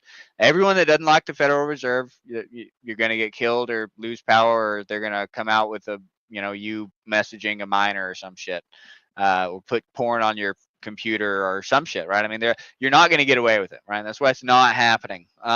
I would love to see Trump try. I mean, look, my opinion on Trump could drastically change with if he did try to actually dismantle the Fed and start moving in on it. I mean, if that actually happened, my opinion could change, because that is, I mean, that I can't sit here and say that's a major stronghold of influence and power over the country and then not be, and I'm gung ho about a lot of things Trump's done recently, right? I mean, as long as they follow through and really, I mean, every illegal that gets out, good, everyone, positive thing. And, releasing the J6ers, that's a positive thing. But then, allowing Israel to have Moabs and sending them, 1,800, 2,000 pound bombs and giving them $8 billion more and putting in a complete foreign aid ban, except for on Israel and Ukraine. Zelensky's also Jewish. Yes. Yeah. And so is Javier Milei. Yeah, exactly. Right? Yeah. And he's running around with Elon. There's a hilarious picture when Elon made that, when he went down there and was like really hanging out with Milei and like, I don't know, what was that, summer maybe, or late summer, when he was down there being around him, I guess, maybe before their elections or something. Maybe it was even before that. But you can see Elon reaching across and he's shaking his hand. And there's just the back of some guy's head behind him, and he's got his damn kippah on and the little Jew hat, and it's just hilarious because it's like, there he is, like, there's the guy, right? Like, it's that one. That's the one that set this up or is in charge of this or something. Well, and I mean, we were having this debate Friday night. Are we watching? We're seeing the switch of the old guard in our political spectrum in American politics, where the old are being ousted out, the new is being trotted out and tried out for the Democrat Party, and as the power is being exchanged, as sloppy as it is. And are we seeing the same thing in Jewish politics? Are we seeing the young Jewish generation transitioning, like Javier Milei or so on, Kushner, and so on and so forth? I mean, you could say the one that's for sure getting more involved that is Soros' son, Alexander. He's for sure getting more involved in stuff. And yeah, I mean, Kushner and them and that. But I don't know. I don't know how long it'll be for them, and it doesn't really matter for them because all they are taking the handles on a well-oiled, phenomenal machine, right? I mean, they're being given everything they need to control the planet, so it doesn't really matter. They almost can't fuck it up, and now with AI, it seems like it'll get to where they really can't, right? They're going to automate the hell out of the world. Well, I know you gotta go here pretty soon, but I do want to ask you, like, it's the first time I've talked to someone who's a National Socialist. So I'm just sort of curious, like, what is the strategy of the national, of being a National Socialist? Like, obviously, walking around with swastikas, like, isn't a long-term solution to getting these ideas across. Like, there has to be, what would you like to see? Or what have you seen be most effective? Well, I had to walk over here. What I think is most effective, and I want people, I mean, I'm not going to counter signal. So as long as they're doing what they think they should be doing, go ahead and do it. But, there's plenty of people like going up on the bridge, holding the Swazis, all that. But I don't think that we're there, right? Like I said earlier, I think we're in the, information exchange point. So that's what I think we need to do. Something like what I'm doing, or the spaces, or, people like, Ian Malcolm, Truth Teller. And now, like, this different aspect the past year has really been hitting where, you have people like Dan Bilzerian, these huge followings. I mean, Dan was at one point had like one of the most followed accounts on Instagram.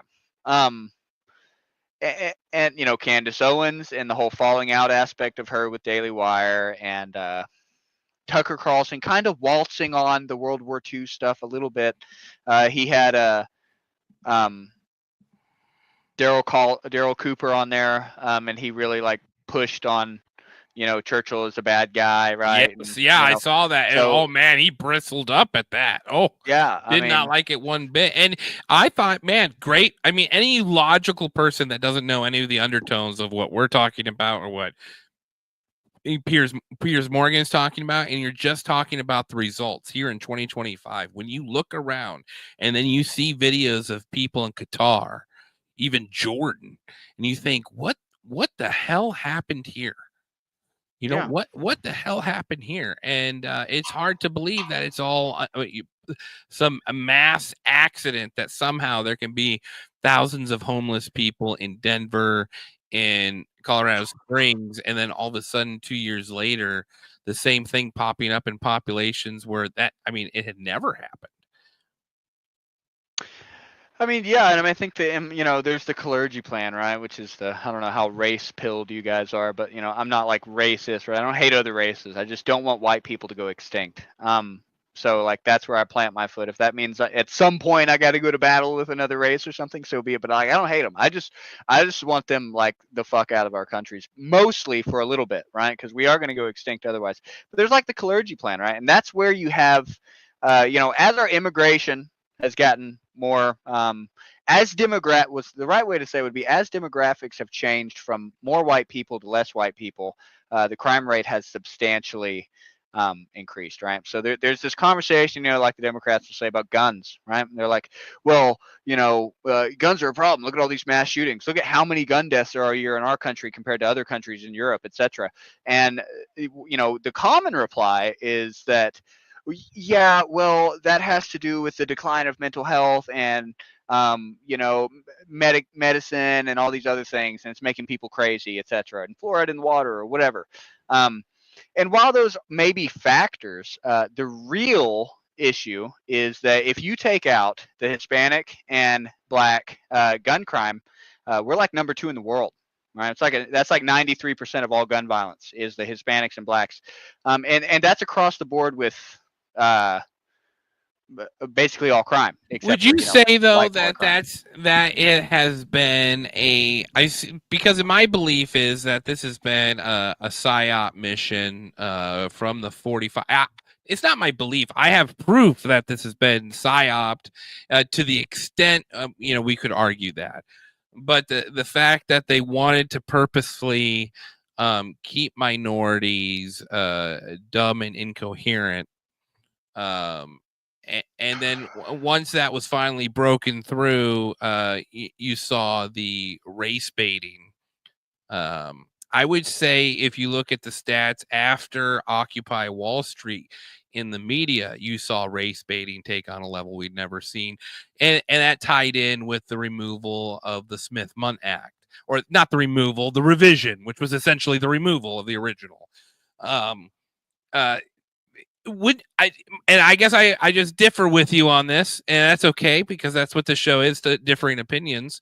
But I would say, like, I would feel more comfortable just trying it without any propaganda to the public, and see how America melts together. You know, we're not forcing in millions of people a month. We're not propagating one race to hate the other, and we just let people develop their own communities. And naturally, we saw this in the early 60s. People, you know, there was people that chose to integrate. There's people that chose to segregate. There was no, I mean, I have a real problem saying that the color of someone's skin is the issue here. I think Well, I mean, just. I'm not. No, I get what you're saying. And I'm quite certain we will just have a difference here, but that's fine. I've talked all day to people that I don't agree with. We're totally no worries. But it isn't the color of skin, right? It's not that, right? Like that is a, Well, let me just play this clip because this is Malcolm X talking about it. No. I like Malcolm. I shared that earlier today. I know, and I love this because I think it sort of epitomizes your stance on what But you're Malcolm X saying. also wanted most black people to go back to Africa. Yes. Well, and that's essentially what he's saying. Which is why here. I like him. Like I want that. I think that is better. I don't hate things like tourism and travel, vacation, and trading and all these things, right? All that's fine. But I don't want the culture mixing. That's not what I want. And I think that is a problem. And it's not skin color, right? What the problem is IQ. That's the problem. And that's not a hate thing. That's just a reality thing. Well, that's on. I mean, that's on not us, but that's on the generations before us.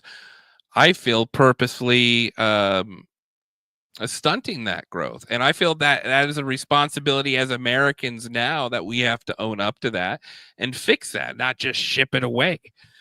Well, what about? We've done. So let me put it this way, right? We have done that. We have helped it quite a bit.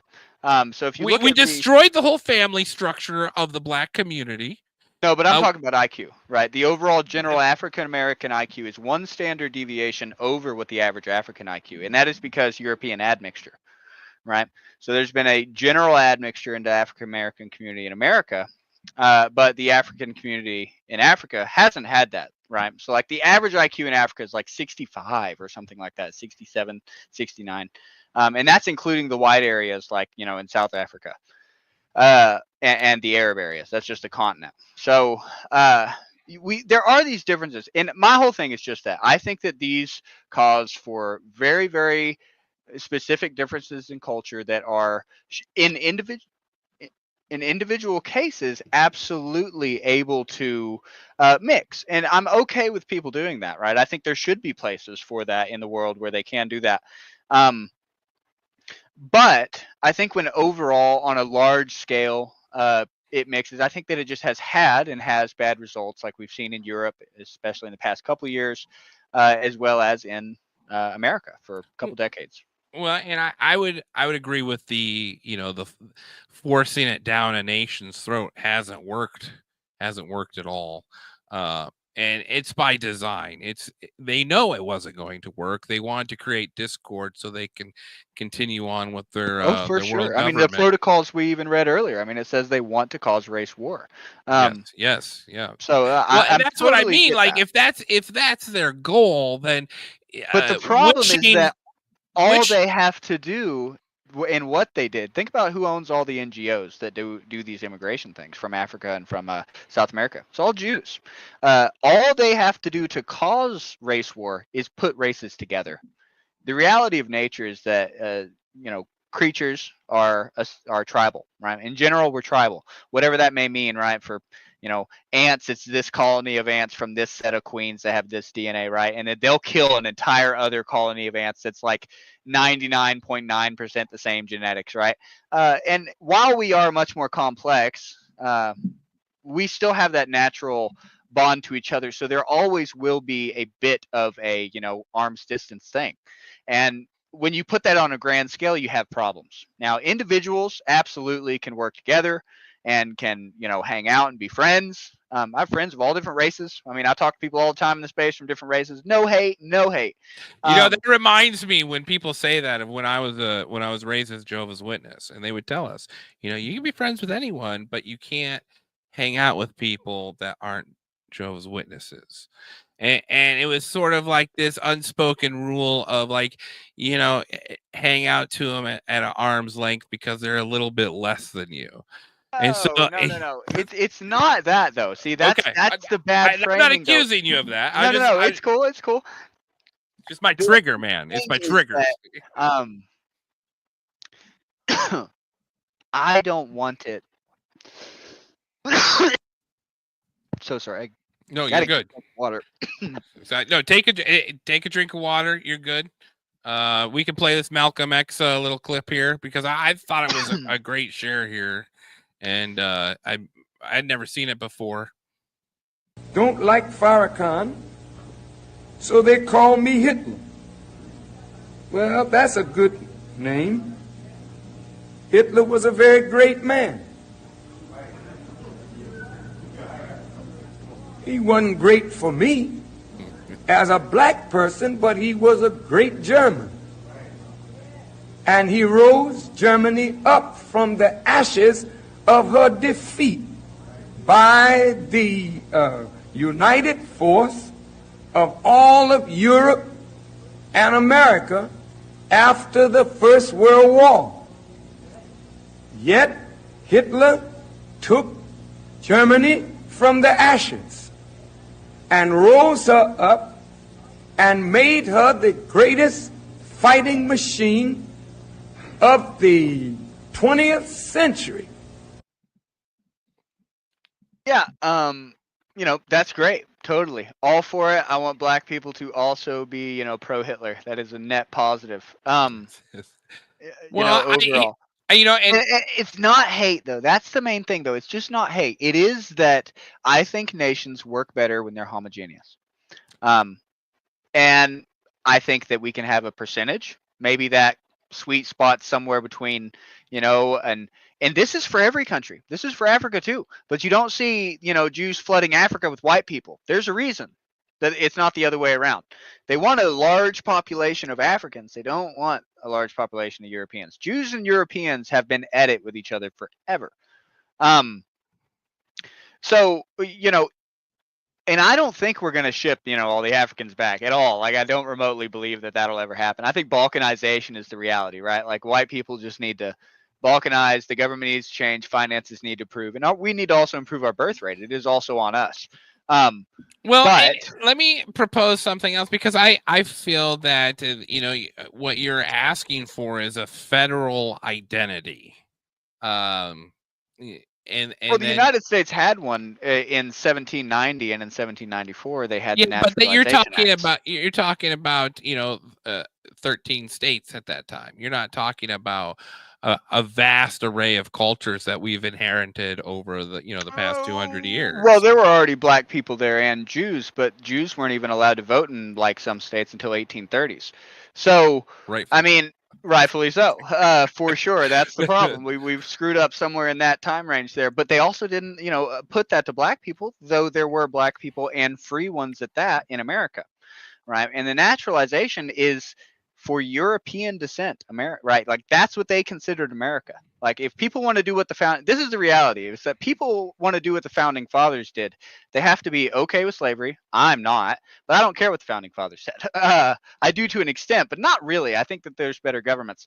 And you have to be okay with the Naturalization Act, because that's what they thought an American is. And one way or the other, they did found the country. And what that would have ideally meant is not that, well, things changed, right? And we now we have all these other cultures. No, they would have said, no, don't change it, right? That's why we're putting this down, is that don't change it, right? And that's why a government, like I had said earlier, like National Socialism, that doesn't allow this overtime shift in what it wants to protect is the Volk, right? The people and the culture, right? It's not about, any other types of things. They will keep the culture the same. But who determines culture? I mean, that's sort of the scary spot here, because you can go from one extreme to another where, are we going back to the culture of prohibition? Like, it's in the hands of who's ever in power. And we know power gets corrupted. Even there's been no such government that's been invented that has not succumbed to corruption. And but the issue is, right, the counter to that though is that America's been around, and general democracy in the modern sense has been around since the late 1700s, and basically all outside of some Greek, some Roman, some tribal stuff here and there, right? That had a little bit more of a people were in charge thing, where you're talking about like 200 people tops. Outside of those examples, for all of human history that's recorded, basically 10,000 years, you either have like a priest or a priest king or a king. You know what I mean? You have full, basically, and even if that, is not necessarily you have authoritarianism one way or the other, right? And you have empires that have outlasted America for, fivefold. And so if I look at America taking, because I try not to look at it like, what do I care about, right? I try to look at like what historically has worked. And, it took America roughly, 250 years to be, and I say America's been screwed since the Federal Reserve. Like, I think that's when, all right, wheels are off, we're screwed. That's it. And so that takes 120 years, 110 years off of that now, right? So really you have America working well for 160 years, and then democracy, or, you know what I mean, the republic has fallen. That's what it took, through propaganda and manipulation of the masses and, some financial maneuvering. Yeah, that's how long it took. So to me, I look at something that is more authoritarian and I say, sure, there are some trade-offs, but if one of those trade-offs is globalism is easily wiped off the board because you have an authoritarian country with a leader that wants to rule his people, his country, right? And, then you're all right.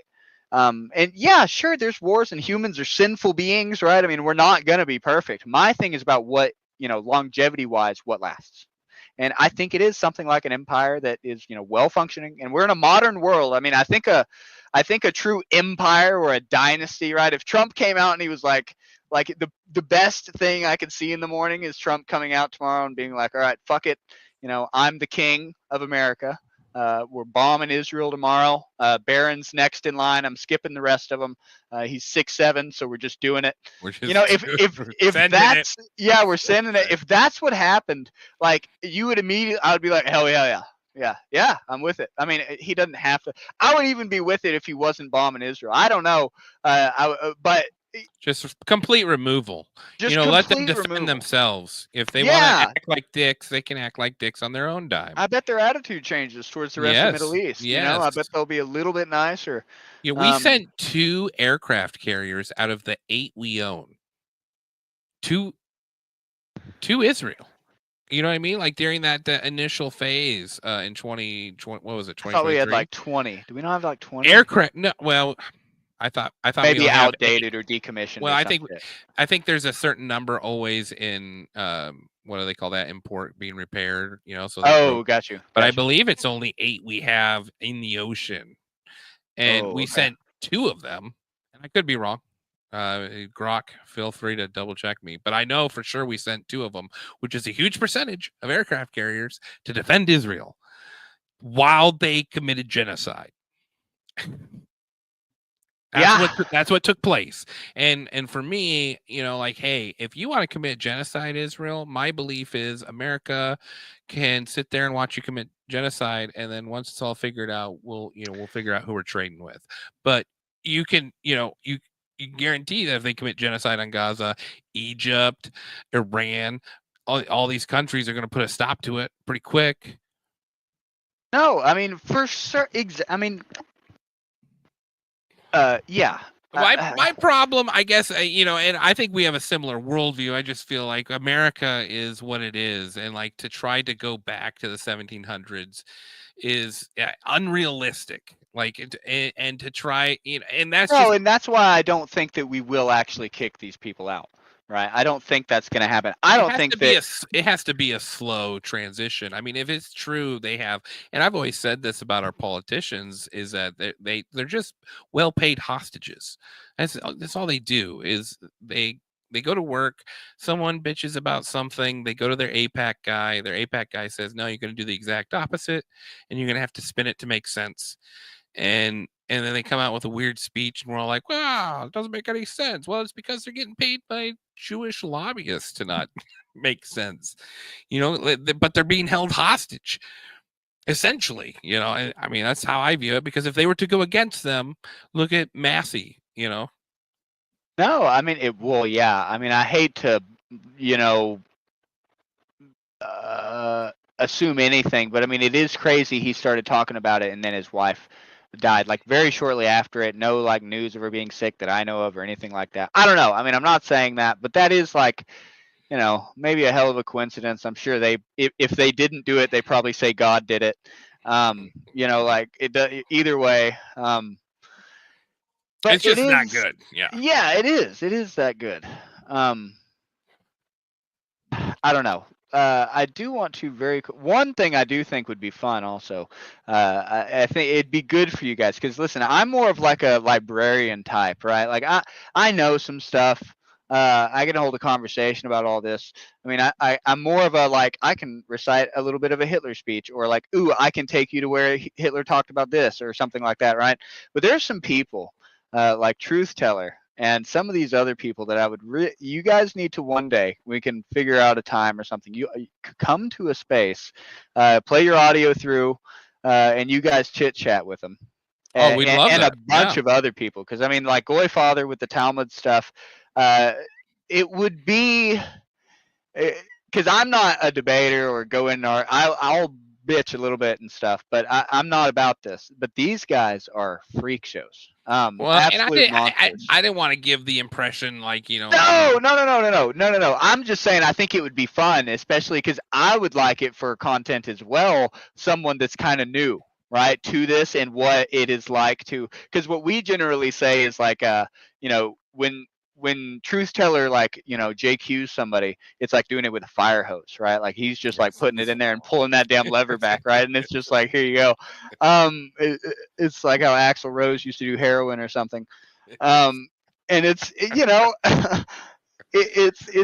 I don't know. It's neat though, but I don't know. I think it'd be fun. You guys would have fun in there. I was so close, Tyler Hargrove. I think they've got 2 or 3 at bay at all times. But it has 11. Okay. Yeah, so I mean, I'm saying that's a high percentage of your military force. Either way, that's like 20% of them. Like no, they have no business being there. Yes, it's that was my initial reaction. It's just like, oh. And like, why is it there anyways? Like, do we need 2 aircraft carriers to handle any of those countries right there? I'm sorry, but that's like a country buster. Like that thing goes in parks and whatever's next to it, that area is it, and that's just how it is. Yeah, well, it was it was a crazy time in the last few years, and it'd be nice. I don't expect. I mean, especially with Bongino saying what he does, and that it appears that the Epstein list doesn't exist. It belongs in the Mossad's hands. Is that what I didn't watch that whole clip of him earlier. I mean, it's what's implied, man, is like this stuff was not kept on Epstein Island. It was kept. I mean, we can play the clip again here. Let me see here. Pull it up. Give me one quick second. Dan Bongino. This is Ian Carroll's clip on it. Let me see if I can find just Bongino's take. This might be it here. Ghislaine Maxwell case. We have an update on that from the Telegraph. Turns out, headline, evidence from Jeffrey Epstein's safe went missing after an FBI raid. Court hears in Ghislaine Maxwell trial. All right, that's not it. But that's part of it. I mean, that disappears. Did it really disappear, or do they not have it to begin with? I'm just betting they won't release it. Let me see. This is the clip I was talking about here. Green room at Fox, and I'm not going to say who because they didn't give me permission to share. It says, Epstein's an intelligence asset for people in the Middle East, right? I'm like, no, I didn't know that. I'm like, you sure of that? The person, let's say, is like, I'm absolutely sure of that. That he's either a witting or unwitting asset, intelligence asset. Meaning this part, his plane and that island, the cameras, there's a big assumption out there that these videotapes were exclusively in the custody of Epstein. That's a huge mistake. The reason they wanted this story to go away is because there's an assumption like, oh yeah, Epstein had him. No, he wasn't the only one who had him, according to this source. Oh, he says only one at That's least. Why this blackmail story makes so much sense. Yeah. But still, no, that's an early version of, oh, we don't have it. Like, that's what that is. Yeah. Yeah. And he's going to be deputy director. Isn't that true? Yeah, that's fucking insane, bro. Isn't he like the co-owner of Rumble or something? Yes. Okay. Yep. With Pavlowski? Is that his name? Chris? I'm not sure who he's the co-owner. Is Rumble also owned by the Jews? No, oddly enough. So we're buddies with like Stu Peters. And Stu knows Chris Pavlowski a good bit, who is like, I think he's the main owner. I think Bongino is like a partial or something. But there's a lot of people who are like, oh, he's Jewish basically just because he owns like a platform. seems to be at least the reasoning that You're I've seen. telling me Yeah. that we can broadcast to a non-Jewish platform? Oh, bro, exactly. I mean, I'm saying I have a 24/7 stream of the speeches, right? It just is a loop of all the Oh, really? speeches and plays 24 hours a day on Rumble, and I've had Well, no problems. yeah, I'll have to check that out. We've been talking about it for the Talking Heads podcast, but I feel like Fandom Facts, just some of our content, you know, obviously we're never going to get monetized, and that's why, you know, we live off of the value for value system. You know, if people like what we do or they find any value in it, you know, better value than going to a movie nowadays. Throw us a few bucks to the Cash App. We appreciate that, but it's just we hear over and over again, free speech is under assault, free speech is under assault, and then you go, well, how about listening to one of Hitler's speeches? Well, well, and so I mean, I'm beyond thrilled, man, that you know came on our show and just discussed your whole journey to how you got where you're at, and some good dialogue. Yeah, man, it was fun chopping it up. I'd like listen, if you're on Twitter at all, and I, you know, like, you know, for a good amount of the day or something, hop in the space, bro. Come up there, come chill. You know, we just chit chat all day long. I mean, we got a bunch of shows on there, but it's definitely the perfect. What we are trying to make it is like the. And we've had a couple people come up and be like, okay, listen, I came up, my buddy's sitting next to me, he said I should come in here and, like, you know, I don't believe it's the Jews, I'm pro-Israel, and, you know, whatever. And it'll be like, all right, we're going to bat signal truth teller. And it's going to be, we have like just a bunch of clips of just that. So we're working on clipping also, though, but it's that, which is, I'm sure as a content creator, you know, it's like one of the hardest. Going back and clipping shit you've already listened to twice and you were a part of, like, is just not the best thing. Yeah, I would suggest, you know, go to my Spotify on Phantom Fact Society and listen to like episode 10 through 100, and you know, I would drop like 6 hours of just audio editing. And then at one point I was like, all right, you know what, people are just gonna have to deal with a few ums and you knows from now on, because I can't do this anymore. Oh yeah, man, no, it's horrible. It's really yeah, I mean, it'd be fun for you guys to just. No, we'd love. Yeah, it'll get you in there. Yeah, and, we'd yeah, love we to can hop on there and discuss this more. Yeah, well, you know, cool. that's I don't know if you ever heard of a show called Coast to Coast AM, but oh yeah, you know, that's sort of the idea. What we want for a late night streaming, we just want people to have a comfortable space to come in, talk about what they believe in, what they spent years researching, and you know, hopefully we get to the point where we can have people call in and you know, ask questions and you know, get their own personal takes. But until that point, you know, we love being able to just have these conversations, and we get a lot of positive feedback on that. So anything, and you're talking, go to X Spaces for anyone that's listening on JQ Radio 24/7, correct? Oh yeah, Okay. But yeah, no, it is that exact thing, right? I mean, we call it a radio, right? I mean, it is, sure, it's a different interface and all that, but it's the exact same vibe. So it's fun. So I hope to see you guys there, and I had a great time, brother. Yeah, man. Thank you again so much for coming on the show, Uncensored. We appreciate all the work you're doing, man. Like, it's not going unnoticed. Everyone's getting a chance to be re-educated, and you're a piece of that puzzle. So thanks again. That's Uncensored Speech. You can follow him on X. You can also listen to their 24/7 stream, I guess, on Rumble too, but also listen to him on X Spaces, JQ Radio 24/7. So big shout out to Uncensored Speech for coming on the show. I mean, I think we need to take a little break. Maybe play some music. And I got some great clips for you once May gets back here. May, you know, has to deal with, I think the quote given to me was retards.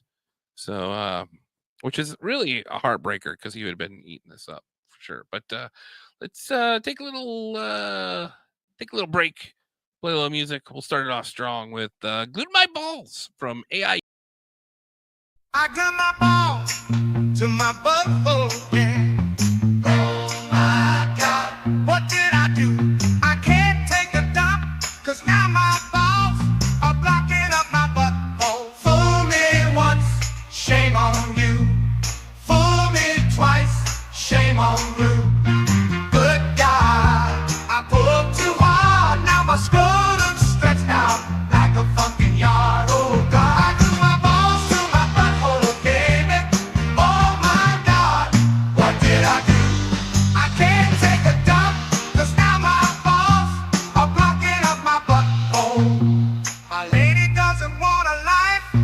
watching her man use a butter knife, face down, ass up, try and saw off his sack. Oh baby, fuck it, please just take me back. I grew my balls to my butthole, baby. Oh my God. System, the company store, the paradigm of absolute control. And that's why we're just out here doing simple things, pointing out that we're meant to be in nature and be natural. And this is where we find the source that God made to transcend the New World Order. And that's why they want to try to keep us out of it. I'm angry. I've had enough of these people. They're a bunch of Christian murderers, scum. They're on giant death factories, keeping babies alive and selling their body parts. What more do you need to know about these people? I go out and face these scum. They literally crawl out from under rocks. They have green looking skin and they run around screaming, we love Satan, we wanna eat babies. I have them on video. Hillary's in the creepy weird sick stuff, man. She sleeps in the same room with that creepy weird woman whose mother wears a hood over her head. What the hell? That woman number one is ugly. Imagine how bad she smells, man. I'm told her and Obama just stink. Obama and Hillary both smell like sulfur.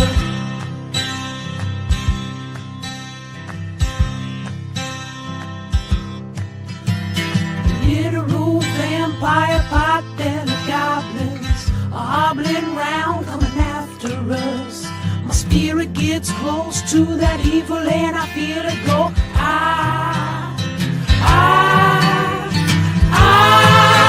We're such self-centered crap. We don't even notice hell itself rising up against us. Millions of pointed people of the very worst type, and I'm so pissed.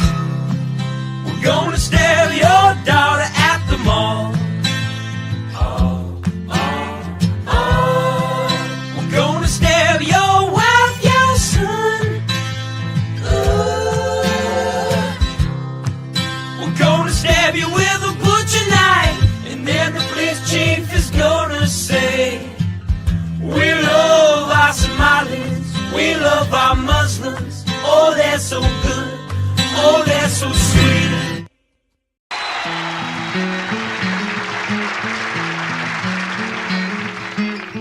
Like the pine trees lining the winding road, I got a name, I got a name. Like the singing bird and the croaking toad, I got a name, I got a name. And I carry it with me like my daddy did, but I'm living the dream that he kept hid.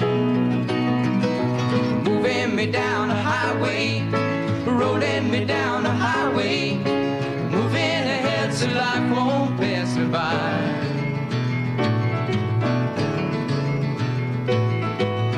Like a north wind whistling down the sky, I got a song, I got a song. Like the whippoorwill and the babies cry, I got a song, I got a song. And I carry it with me and I sing it loud. If it gets me nowhere, I go there proud. Moving me down the highway, rolling me down the highway, moving ahead so life won't pass me by.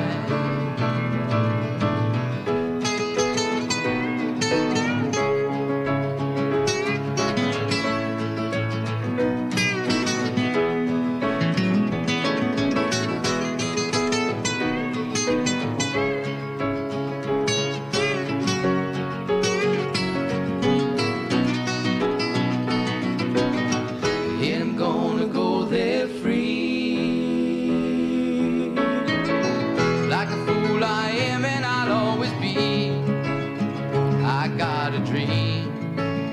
I got a dream. They can change their minds, but they can't change me. I got a dream. I got a dream. Oh, I know I could share it if you want me to. If you're going my way, I'll go with you. Moving me down the highway, rolling me down the highway, moving ahead so life won't pass me by. Moving me down the highway, rolling me down the highway, moving ahead so life won't pass me by.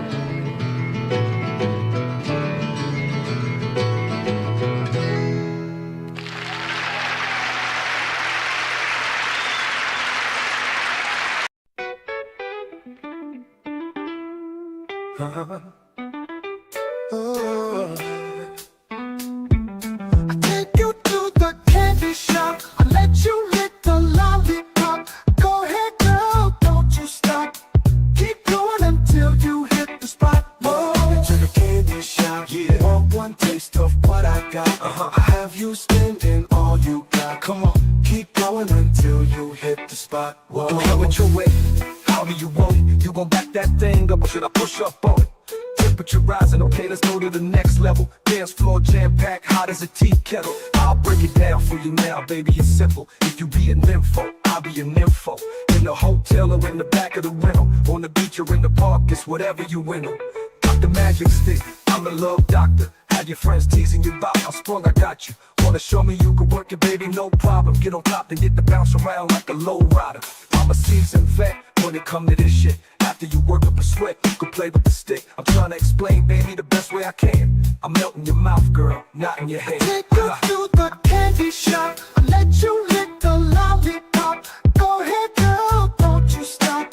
Keep going until you hit the spot. Whoa, into the candy shop. Want one taste of what I got. I have you spending all you got. Keep going until you hit the spot. Whoa, what we do, and where we do, the things we do, are just between me and you. Yeah, oh yeah. Give it to me, baby, nice and slow. Climb on top, ride like you in a rodeo. You ain't never heard a sound like this before, cause I ain't never put it down like this. Soon as I come through the door, she get the pulling on my zipper. It's like it's a race, who could get undressed quicker. Isn't it ironic how erotic it is to watch her in thongs? Had me thinking about that ass after I'm gone. I touched her, right spot at the right time. Lights on, the lights off, she like it from behind. So seductive, you should see the way she whine. Her hips in slow-mo on the floor when we grind. Long as she ain't stopping, homie, I ain't stopping. Dripping wet with sweat, man, it's on and popping. On my champagne campaign, bottle after bottle is on. Then we gon' sip till every bubble and every bottle is gone. Take you to the candy shop. I let you lick the lollipop. Go ahead, girl, don't you stop. Keep going until you hit the spot. Whoa, into the candy shop. Yeah, want one taste of what I got. I have you spending all you got. Come on, keep going until you hit the spot. Whoa.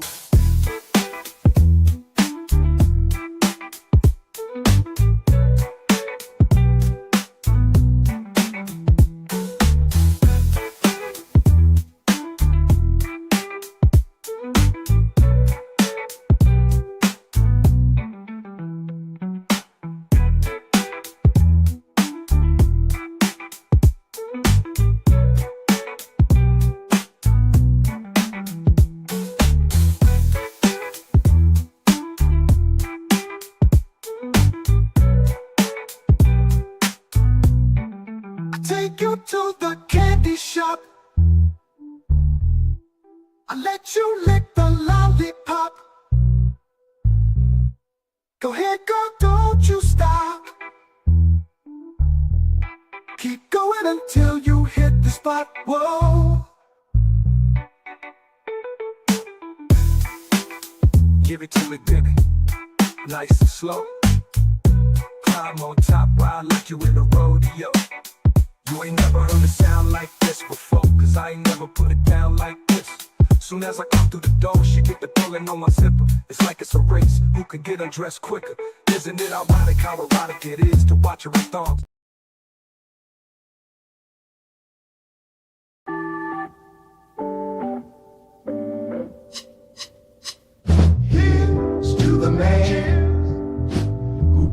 the way.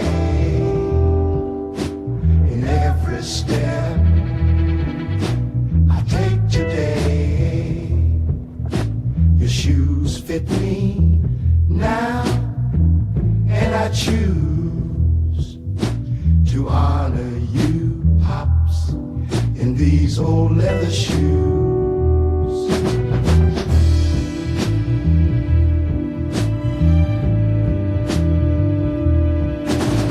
I remember staring at those shoes by the bed, too big for my feet, but I put them on and pretend. Tales of the battles, the dreams you pursue, life that you lived in those old leather shoes. Now I'm standing tall, tall, where you used to stand. Papa's shoes fit, now I'm the man. With every step I take, you're striding me. Papa's shoes fit just like they should be.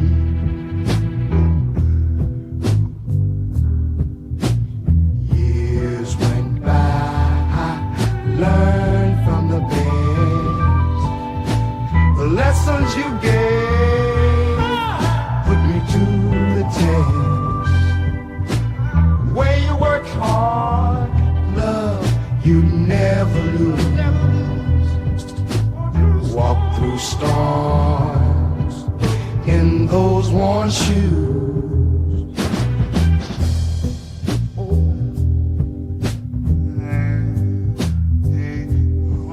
Now I'm standing tall, tall, you used to stand.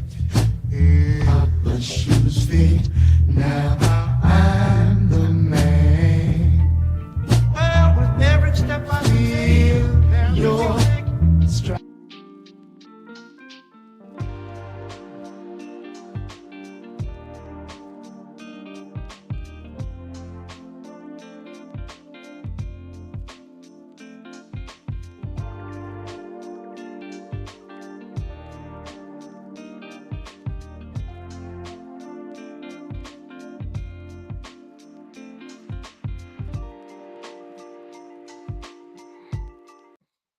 Hell of a show. Hell of a show. Welcome back, everyone, from your smoke break. The After Dark special. Little recap. Make sure you hold the remote close so when your mom walks in, you can turn it off.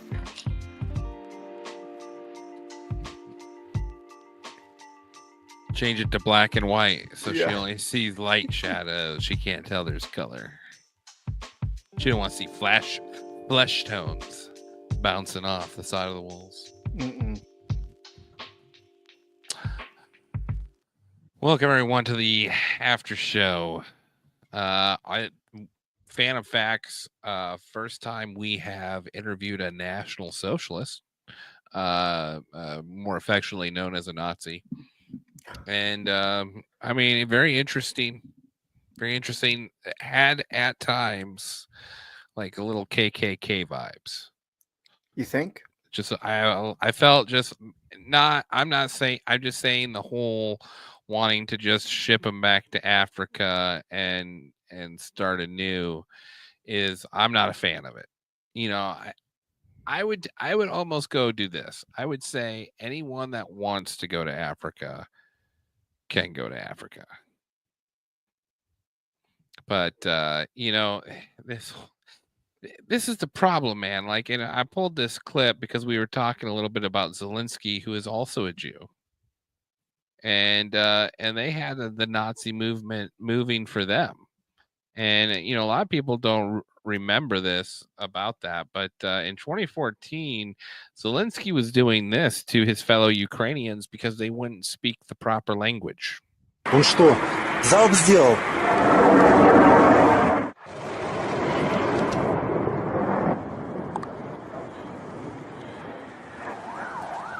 this is, I mean, I just feel like this stuff right here is what that language ends up resulting in. Because you're going to get people that aren't going to agree with your ideology. And then, of course, your ideology is superior. And of course, the founders of this always say, well, this will never happen. Right? Obviously, this will never happen. But it did happen. It just happened. It happened 10 years ago to a civilized Western country like Ukraine, which was civilized and Western. Did have some serious, laundering issues and, side hustle going on. But, for the most part, as far as the civilian network ran, it was very civilized. And they found a way to kill their own. I mean, yeah. What are you going to do? You're going to bomb Atlanta because the black people don't want to move out? Like, what are we talking about here? Like, what? At what point do you say, okay, at what point do you draw the line? Because if you're just saying, and with Uncensored, and we're Uncensored Speech, we're grateful he came on, and like he said, he's not a debater. Like that's not what he does. He gathers. He's an archivist. He just sees the transfer of materials come through, and I respect him for that because that's part of free speech, and these ideas should not be hidden. But at the same time, I don't think they were right. I think maybe they were based in something that was right. Like there was real concern about manipulation of media. Yeah. I mean, they do have. Well, yeah.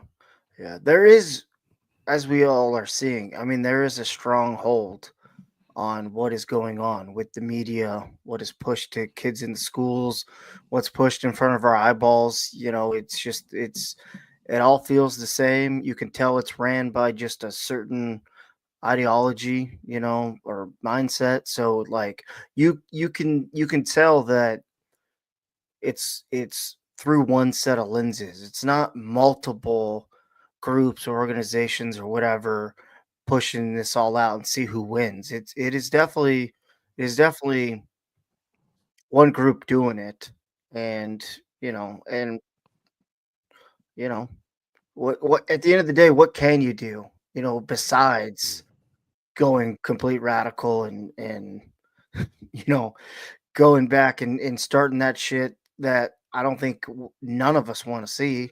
But how do you fix it? Can it be fixed? Well, this is my argument, and he didn't agree with me.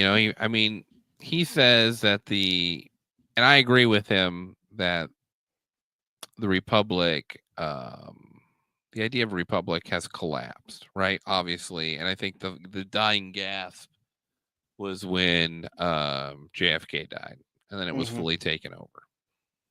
But even if that's the case, 70 years, 80 years later, or whatever it is, 40.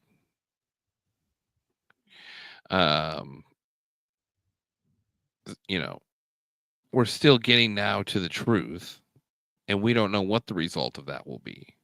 What happens when we discover, or are we not going to discover these things? Is this? I don't think we're going to. Why are we so attached to Jews, man? Like, I just don't get it. It doesn't make sense. Is it they just control all the dirty stuff? I mean, is that really their only play here? That's blows what my it sounds mind, like. dude. Is all of that stuff that they went through, and now it's like we talked about, the other day. It's make as much money as possible, no matter in what kind of scope it is, and then just collect as much ammo as you possibly can on everything and everyone that controls and breathes, and then eventually you'll get on top. And I don't know if it's a big, hey, fuck you, because what our people went through. But because I mean, you see it in all races. I mean, you like the reparations pay and everything else, but like this one is, It's diabolical. It's yeah. meant to destroy empires, and And I mean, since we're talking about Jews, yet again, we I might mean, as well. I've never met a Jew that I don't think that is like I've ever felt threatened. Like they know that I'm not Jewish and they're threatening to kill my kids or family or stab me in public. I mean, they might go home and say, "Hey, he's got a big nose," but like it's never, I've never gotten that, but I stay in my lane and I kind of, like I don't go looking for shit either. So it's I don't know. I mean, but it also doesn't help when you have the even if it's the FBI or if it's groups or whatever that does the KKK thing around with the in the cities. Like, I mean, they were in Nashville not too long ago. I mean, they were all over the United States popping up, Yeah. just to We kind of talked about stir that. stir the pot. And it's but I mean, that's how this whole thing is always going to go, no matter what. Is they have to have division, they have to have racism, they have to I don't think we're ever going to break away from that, unfortunately. How sad that is. I mean, it's Really? gonna no, I really don't. I really don't, because you're gonna have too many people on all different walks not worrying about what's now in the future, but what had happened to my people or my ancestors or whatever, fucking hundreds and hundreds and hundreds of years ago, and we need to fight for them because they didn't have a chance to speak. At some point, we have to put that to bed and try to rewrite the future and take care of the now.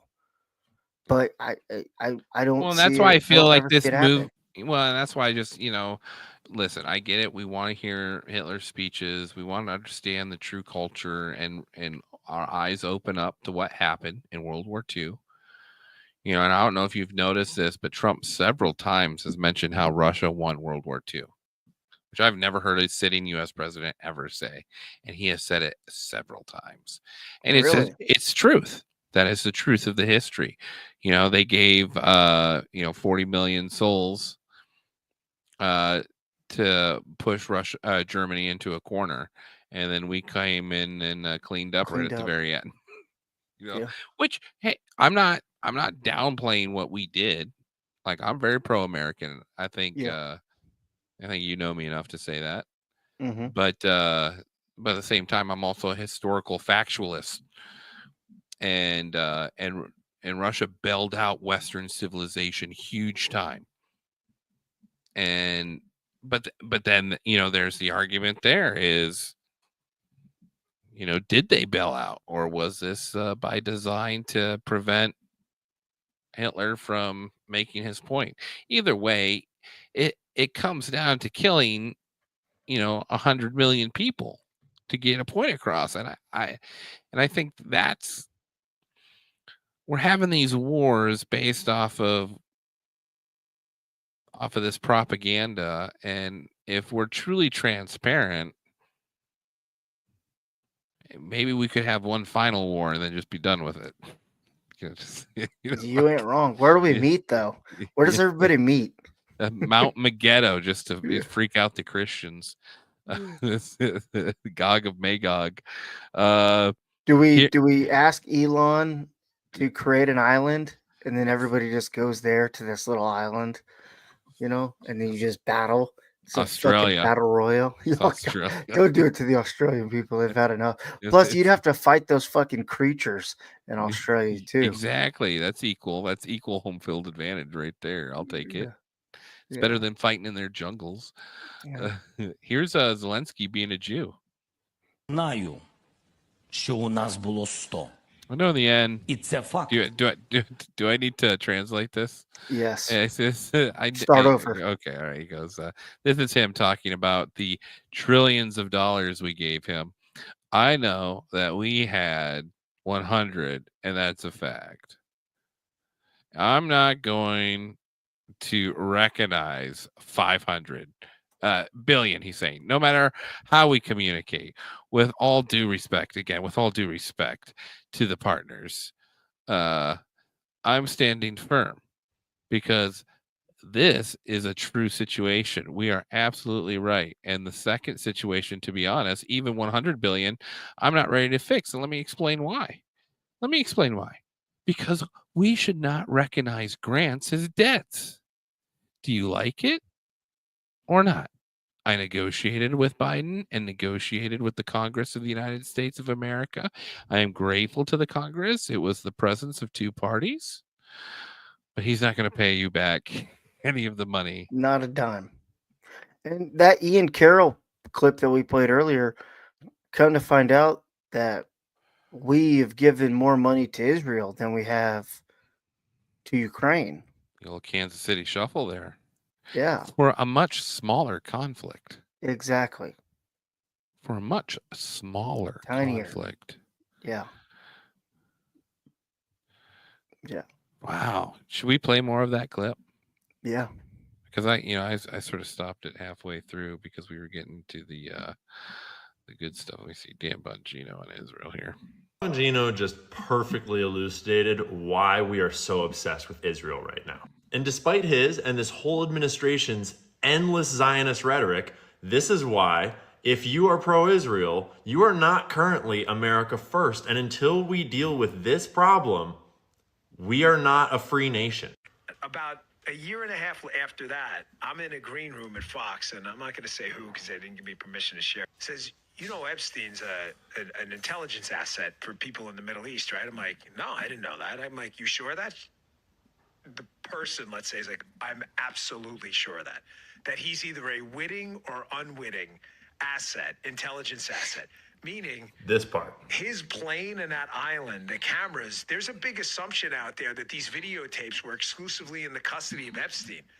That's a huge mistake. The reason they wanted this story to go away is because there's an assumption like, oh yeah, Epstein had him. No, he wasn't the only one who had him, according to this source. These assets, that's why this blackmail story makes so much sense. Which Middle Eastern countries they are, I don't know. But you don't know? You don't know which Middle Eastern nations? So there's this entire trafficking ring made exclusively of Jewish billionaires, from the front man to the mastermind to the handler to the bank to the literal ex-prime minister of Israel, also the ex-head of Israeli intelligence. I'm sure that all these Jewish billionaires set up a trafficking ring on behalf of Iran, right? So it's an open secret at Fox News, in these political circles, that Epstein was an intelligence asset of some nation in the Middle East. I don't know if you haven't been paying attention, but the Jews don't get along too well with these Arab nations. What nation could they possibly work for? But the most critical part is that the blackmail was not exclusively in Epstein's possession, because that's not how that works.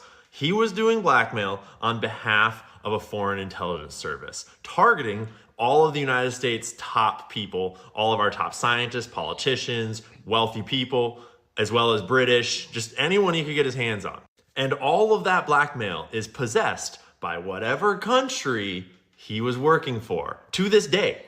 And they won't give it to us. So even if they blow this story up, expose all the files, even if they show the tapes, which they won't and should not do, we still wouldn't be the only people in possession of them. Every single person on those tapes is controlled by some foreign country in the Middle East. It's like, what foreign country in the Middle East has an insane amount of influence over everyone in the United States for no explicable reason? We are told ad nauseum that claiming that Jewish people have allegiance to Israel over America is an anti-Semitic conspiracy theory, despite the fact that on TV every day we have explicit evidence coming directly out of their mouths that that is often, not always, the case. And it's not always the case, and that's okay. All right. Should I go a little further here? Yeah. Zionist and extremely pro-Israel and pretends like Israel is our greatest ally, despite the clear evidence against that. Sure, maybe some Israelis are on our side. I'm sure there's lots of Israelis that are on our side, that are good people, maybe. There's certainly a lot of Jewish people around the world that are great people. But all of these people are very vocal about cutting funding to Ukraine. That's great.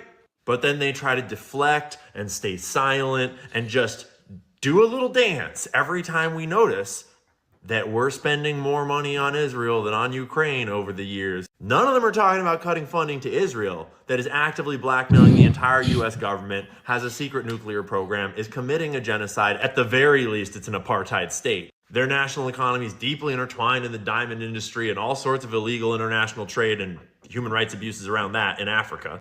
We have anti-Semitic speech laws in America when we can criticize our own government and our own president, but we can't criticize Israel. We can't even talk about it, or else we'll get kicked off the internet, kicked out of the government. And I hold out at least a sliver of hope for most of these guys that they do understand what's going on and they understand the gravity of Israel's control and that they are just tiptoeing and playing it careful and trying to get the job done here without starting a firestorm that's going to prevent them from doing that. But it's not looking super great.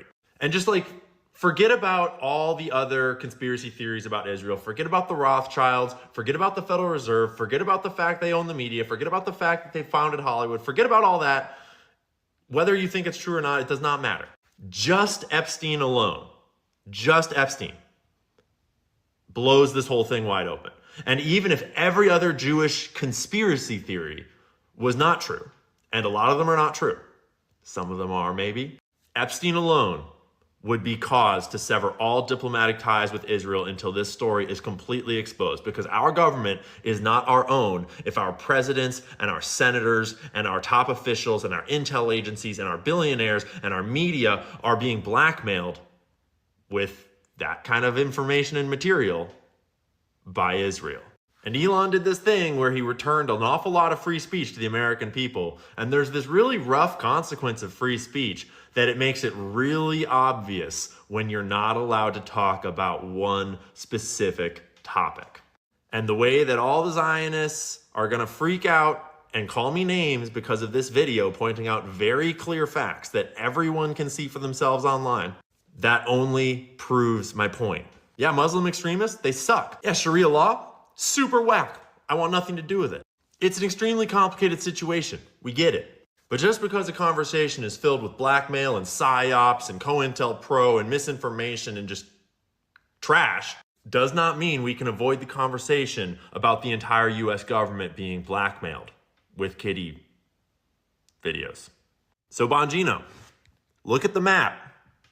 Who do you think he was working for?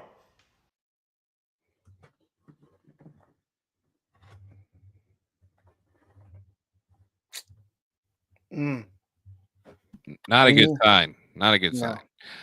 Do you think we should be giving money to Israel? Feel free to call in 1-833-PHANTOMS, FANTOMS. So new. What do you think of that? Phantoms? I like it. Phantoms? I like it. Yeah. 1-833-PHANTOMS with an F. It may not work correctly. This is our first time, so it could go horribly wrong. And if that happens, we apologize. We'll work through it together. I gotta stop with the Jew talk, man. It's too much. Friday night, not today. I mean, we gotta move on. Any closing thoughts before we close this chapter? We did get invited onto JQ Radio 24/7 to talk to more people about this, and I would like to, because this is very new, but and I'd like to have some of these arguments about what's your end game here too. Yeah. But and so we'll have to figure out a time for that. If you want to join us with that one, that'd be sort of fun. But otherwise, any closing thoughts before we move on for the night? Got some juicy stuff. No. Food for thought. It's just uncomfortable. It's just really like if they do hold all that power in that blackmail, like it's to the point where the greater inner being has to take over and just face the music. That's the only way we get ahead of this. Everyone just says, yeah, I'm a scummy sack of dog shit, but I bleed America. I bleed, red, white, and blue. Well, is that the push for Zionism, right? Is you keep up the Christian allure so that you can't explain Zionist to me like I'm 5 years old. So, Christian Zionist is a person that believes in the prophecies of the Bible happening when Christ comes back. And they believe that God would restore the state of Israel to a government, and that this government would be God's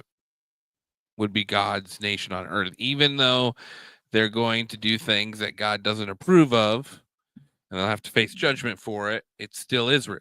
And God promised this to Abraham thousands and thousands of years ago. And so by giving Israel their nation back, you could get the populace behind that because it was a Christian belief that it had to happen. And so no one really batted an eye. In fact, everyone was thrilled about it, that Israel could get their country back in 1948, especially after the atrocities of World War II.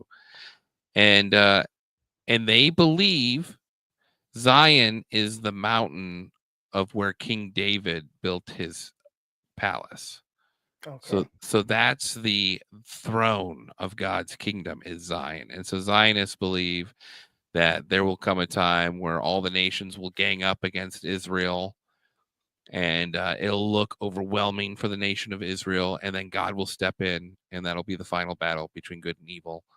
And then God saves Israel, and everyone who supported Israel gets saved too.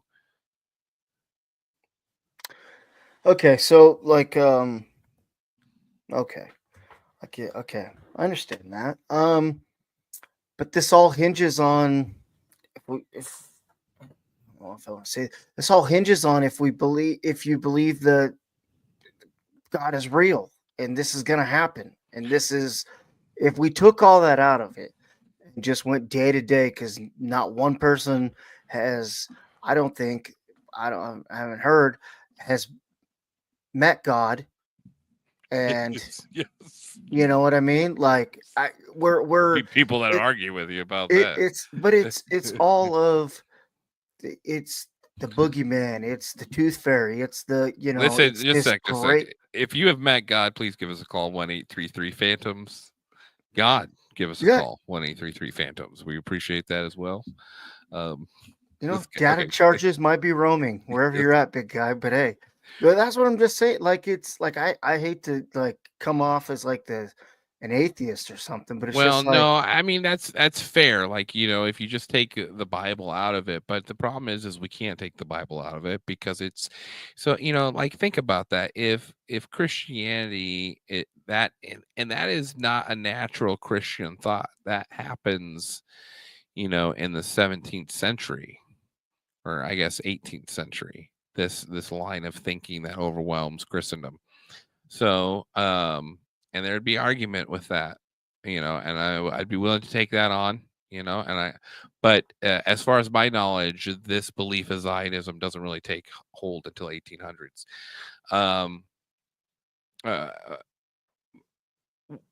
so we throw out the book. Was it by design, right? Like you create this Yes.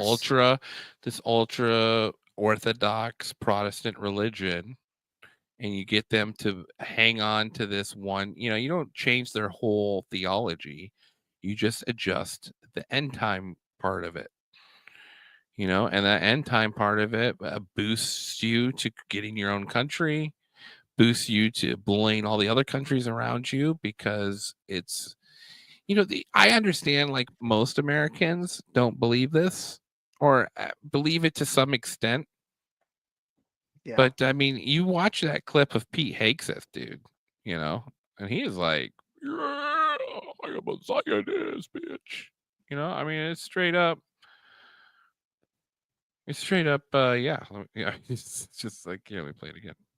A Christian Zionist. I'm not really sure why that is a bad thing. I'm a Christian. I'm a Zionist. Zionism is that the Jewish people deserve a homeland in the ancient Holy Land where they've lived since the dawn of history.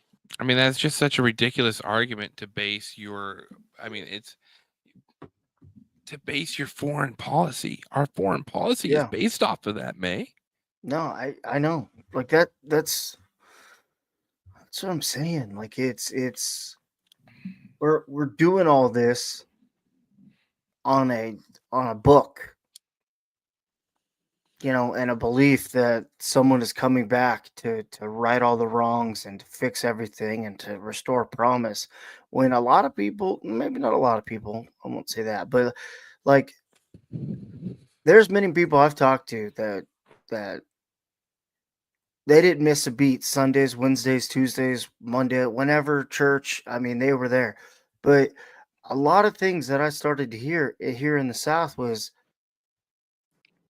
church, the Bible, like it really is just to a point to help calm the ease of the bullshit going on. It gives you just that, even A if like, moment to reflect on, I firmly believe in hope. We are creatures of hope. We hope to be better. We hope to have more money. We hope to have happiness. Why is it so wrong to hope that there's a God? Why is it so wrong to hope that your hope and belief in Jesus Christ brings you peace and calm?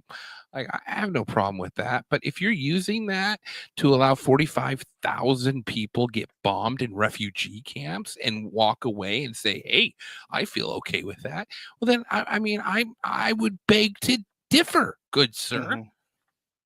I think those things are not interchangeable. We should focus on the inside and not on what the fucking Israel is doing.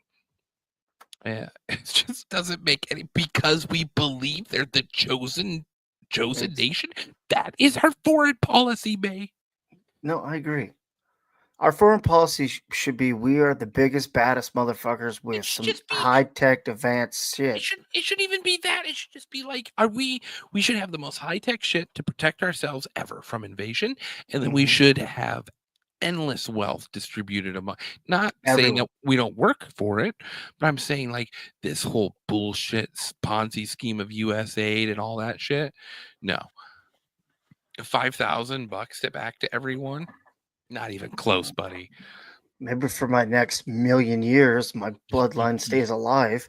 Yes, No, I know. exactly. That's what I'm saying. It's just like it's yeah. Why are we so, that's the thing is, we talk about borders and we talk about, for the better of America, but then we like, why aren't we focused, like you just said, why aren't we focusing on that? Let's make this motherfucker over here the strongest, best thing it's ever been, and then let the people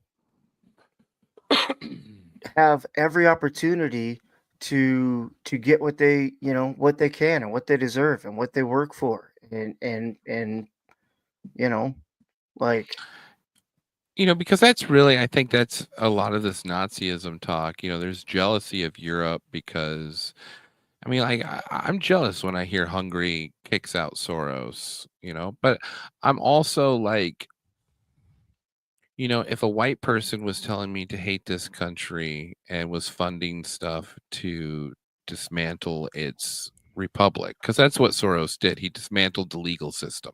Yeah. It was a simple flaw in the system where, judges, which are the most important aspect, you know, were easy to, it turned out to be really easy to bribe. Yeah. And he got a whole bunch of them. Sometimes you didn't even have to bribe them. And then he created a whole education system that Well, supported I it. think what happened with us, or with here, is greed runs rampant here in the United States. Like everyone wants to just keep up with the Jones or be better than the Joneses. So and in those other countries, like you were thankful for the little food or the house or the shoes or whatever, like, and it's just that was instilled from that. And I'm not saying everybody is overcome with greed, but it's gotten to the point where it's like if you throw X amount around, you're gonna get 95% of what you want to get accomplished because everyone has that greed inside of them. Hey, this money can fix ABCD. I don't care what happens to XYZ because I have ABCD. You know what I mean? So it's like it's and that's our downfall, I think, is you can throw mountains of useless paper at everyone and they'll take it and they'll try to spin it, oh, it solves this, when Other like Hungary is like, no, fuck you. You're an evil person. We don't want that. We don't need that. We don't need that poison. Get the fuck out of here. We're fine. Like they have that backbone. Us, there's no backbone. It's how heavy can we Well, make our I don't. pockets? I don't even know if it's back. Our politicians have Yes. Yeah. no backbone. That's what I meant. Not. Yeah. But it's infill. Like I don't. I always think of us as a history book. How do they describe these moments? Because these are huge life changing moments for us, and in the space of time, there'll probably be a little paragraph, 1,000 years from now, if that, something. Mhm. Maybe not, maybe a little bit more. But I always wonder, like, is this going to be a transition to, because fascism, dude, I don't think that's the answer either. I really don't. I don't feel like enforcing your ideology and what you consider white culture or even American culture, not even white culture, just what you consider culture to be. That's dangerous, man. It's like making the entire country a Walmart. That's what we've been doing for the last Mhm. 60 years, is enforcing a new world order culture. And look how well that worked out in the end. What about a soft ship dictatorship? Like a soft dictatorship. Like you dictate to the point you want to make your country baddest. You're not a dictator to harm the people that are in your country that voted for you and all that. I'm not saying like, they can only you can only listen to this and you can only do that. No, you become a dictator to the point of I am a dictator of the United States. I am gonna make this motherfucker from A to Z the baddest thing it's ever caught breath in its lungs. Well, Like, you have to reassess what your value is as a federal government. Like, what is your value? You got to protect against cyber warfare, I guess. You got to protect against actual warfare on your borders, Mhm. and then what? Make sure exports go out smoothly so that you can receive money. So you Yeah. got to have a navy. Like, these are not horrible concepts. If we just ran on that, we just save a shit ton of money. Yeah. Because we're not running military operations all across the country, all across the world. We're not sticking our dirty hands in everything. We're our hands are going into the soil of what we're trying to grow, and that should be the United States, not meddling in all this other shit that does nothing for anybody here. I don't give a shit about, you know, oil fields in another country or this or that. Like if this is supposedly the greatest country on earth and we have all the resources and everything to sustain for God knows how long, like I get you're gonna upset you know, the the parties, you know, climate Well, change and all that yeah. other shit. So, but I mean, it's like, It should be state level, man. Like, our yes, dictatorship should everything. be ran at state level, and the federal government should only be concerned about making sure that money runs smoothly interstate, and Mhm. that, there's no, that's what I mean. Like, the federal government has to get out of these things, and states have to be held accountable, because what happened is we always talk about, well, people on welfare. People on welfare are horrible human beings. They're milking the system. Not all of them, obviously, but, like, the people that are milking the system and all, doing everything they can to avoid responsibility or accountability. Those people are, getting hundreds of dollars a week. My concern is the states have become the epitome of what a welfare person looks like. They are bloated. They have a person that they pay $100,000 to move one piece of paper across the hall to another piece of They're the paper. ultimate enablers. Yes, and I remember it was sort of, because I remember when I came back from New York and I was an electrician, and we were adding outlets in the ceiling for their projectors. And I was like, oh, this is sort of, I mean, there's like an outlet 5 feet over here. Why don't they do that? And they're like, well, they try to use up all their money before the next fiscal year starts so they can ask for more. I just remember thinking that was sort of odd, like that sounds like someone playing the system, but Yeah. that's our public school playing a system, and then like since that time, I have nonstop heard bitching about how our teachers don't get paid enough, Yeah. which they don't. No. But we have given them money every year. There's a big fight about it in Congress, and then they give them a bunch of money, and then the next year, our teachers still aren't getting paid enough. That's the type of stuff that's doesn't make any sense. It's all just done to ourselves, and it's all like you said. It's the government is just into too much. Put it on the states, and then that way, if that state isn't pulling its weight, or people are leaving, or whatever, hey, that motherfucker's got a black eye over there. You might want to be careful on Why can't what's they run? going on. Why can't they run the country like the Big Ten Conference? Honestly, I don't know. Maybe that's what we need. That's honestly what I think needs to happen. Is you just run it like Big Ten football. Obviously there will be politics involved with it. There always is. Like Yes. the ugly looking actors need a job too. Mm-hmm. But it might not be a bad idea. I mean, the crazy thing I took away, like from what that Ian Carroll clip was it is odd that we can shit all over Trump, Biden, Bush, Clinton's, the people, the Congress, all of us, but yet you can't say anything about Israel. You can't, like, not a fucking thing. Not a thing. You know what I mean? Like, that is just odd. That should make you go, Well, you remember early on, I was doing work on Aleister Crowley, and I was going through, because I studied some Rosicrucianism in Germany in like the 1400s, and I was trying to find out where they had gotten all of these like dark magic books and stuff. And it all came from like I'm gonna get the area wrong, but it would be like sort of Tartaria, deep in Eastern Europe, one of them Slav countries where the they believe that's like where the Azkazani Jew or whatever, that's where that originates from. Like Gypsy Jew, essentially. Yeah. And so I found this book, and it was, a PDF file, right? That I downloaded. And back then I would share you guys all show notes before the show started Yeah. in an attempt to look organized. And it was the first time, after doing the show for like 2 years, the first time I had my message blocked on Messenger.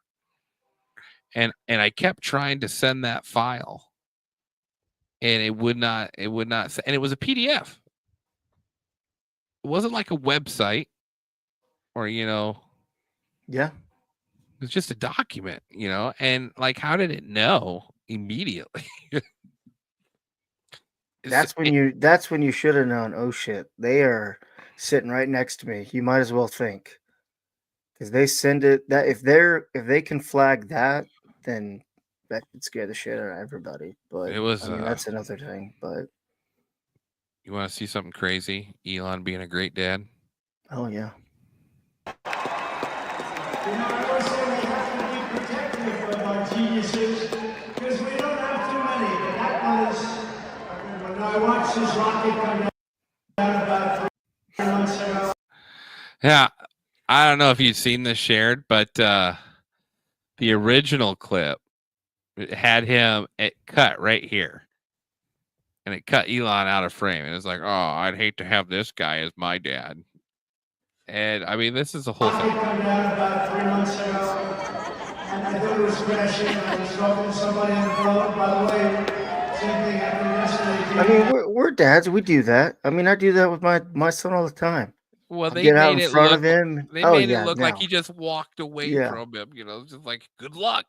Yeah. I'll see you when you get over here, little feet. Yeah. Yeah. Oh, it's absolutely drives me insane. I mean, that's I can't tell you how many times I saw that on my Twitter feed or on Facebook. oh, Elon Musk is a shitty. I'm like, first of all, like we're all shitty parents. We should all be trying to just make each other better parents. Mm-hmm. What are we doing here, people? What are we doing here? Anything stuck out to you over the weekend? Pretty quiet weekend for me. Yeah, quiet for me too.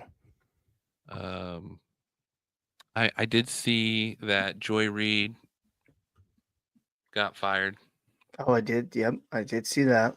Got a clip of it. Enjoyable clip if we want to share that real quick. Oh yeah.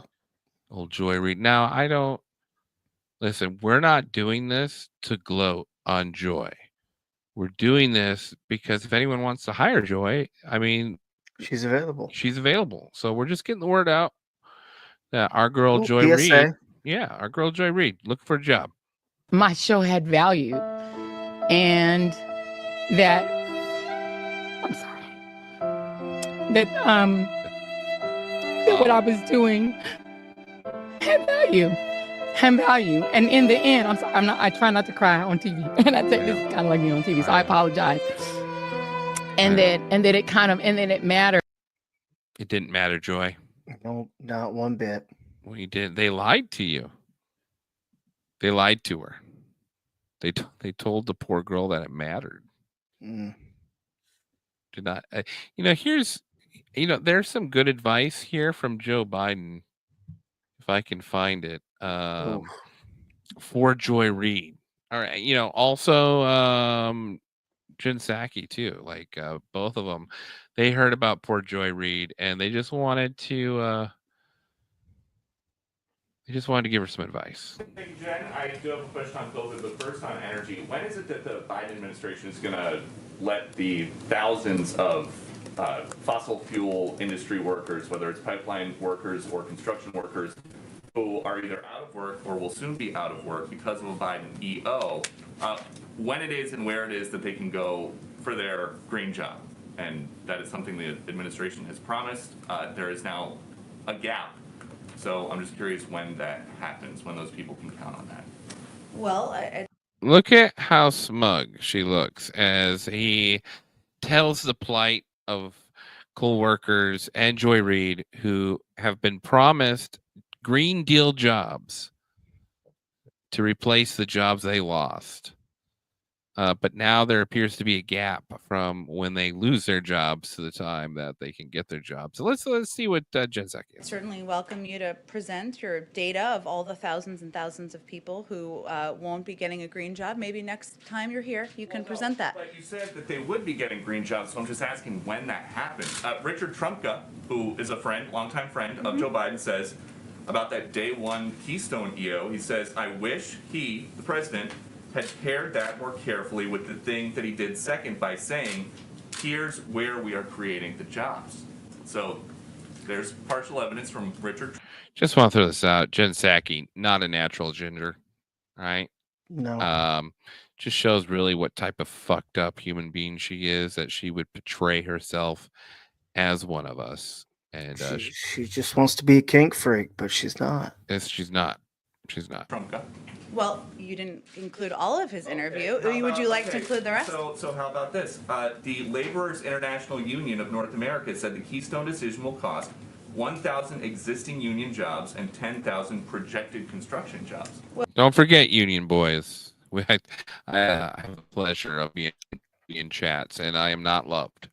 I am not loved. Well, what Mr. Trump also I mean, I'm loved by some, but most not loved. also indicated in the same interview was that President Biden has proposed a climate plan with transformative investments in infrastructure and laid out a plan that will not only create millions of good union jobs, but also help tackle the climate crisis. And as the president has indicated when he gave his primetime address to talk about the American Rescue Plan, he talked about his plans to also put forward a jobs plan in the weeks or months following. And he has every plan to do exactly that. But there are people living paycheck to paycheck. There are now people out of jobs once the Keystone Pipeline stopped construction.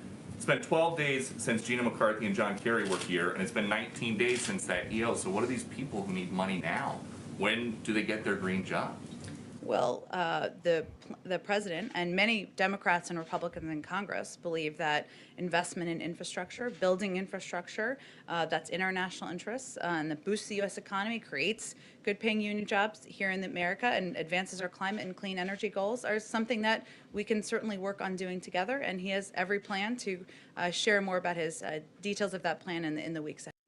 Okay, so pretty much go fuck yourself. That's what it seems like she said, but I wanted to check in with old Joe, because sometimes I feel Joe just gets exasperated by her. Let's see what he told the coal miners, what they could From do. a family where in an area where it's coal mining in Scranton. Anybody who could go down 300 to 3,000 feet in the mine, sure and hell can learn how to program as well. Yeah, they don't have to do that. I like this part too. I like this part. This is my favorite part. This is how you win over an audience, Joe. People, listen, my liberal friends are saying, you can't expect them to be able to do that. Give me a break. Anybody who can throw coal into a furnace can learn how to program, for God's sake. I don't think they throw coal into a furnace. No, I don't think so either.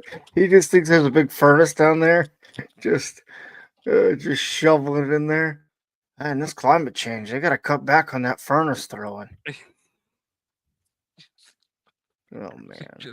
And the best part about and I know this is old audio, but this is the president of the United States admitted what liberals think of you. Mm-hmm. They think you're too dumb to do anything other than to listen. Out into the neighborhoods, they found 54, happened to be all women, not by intention.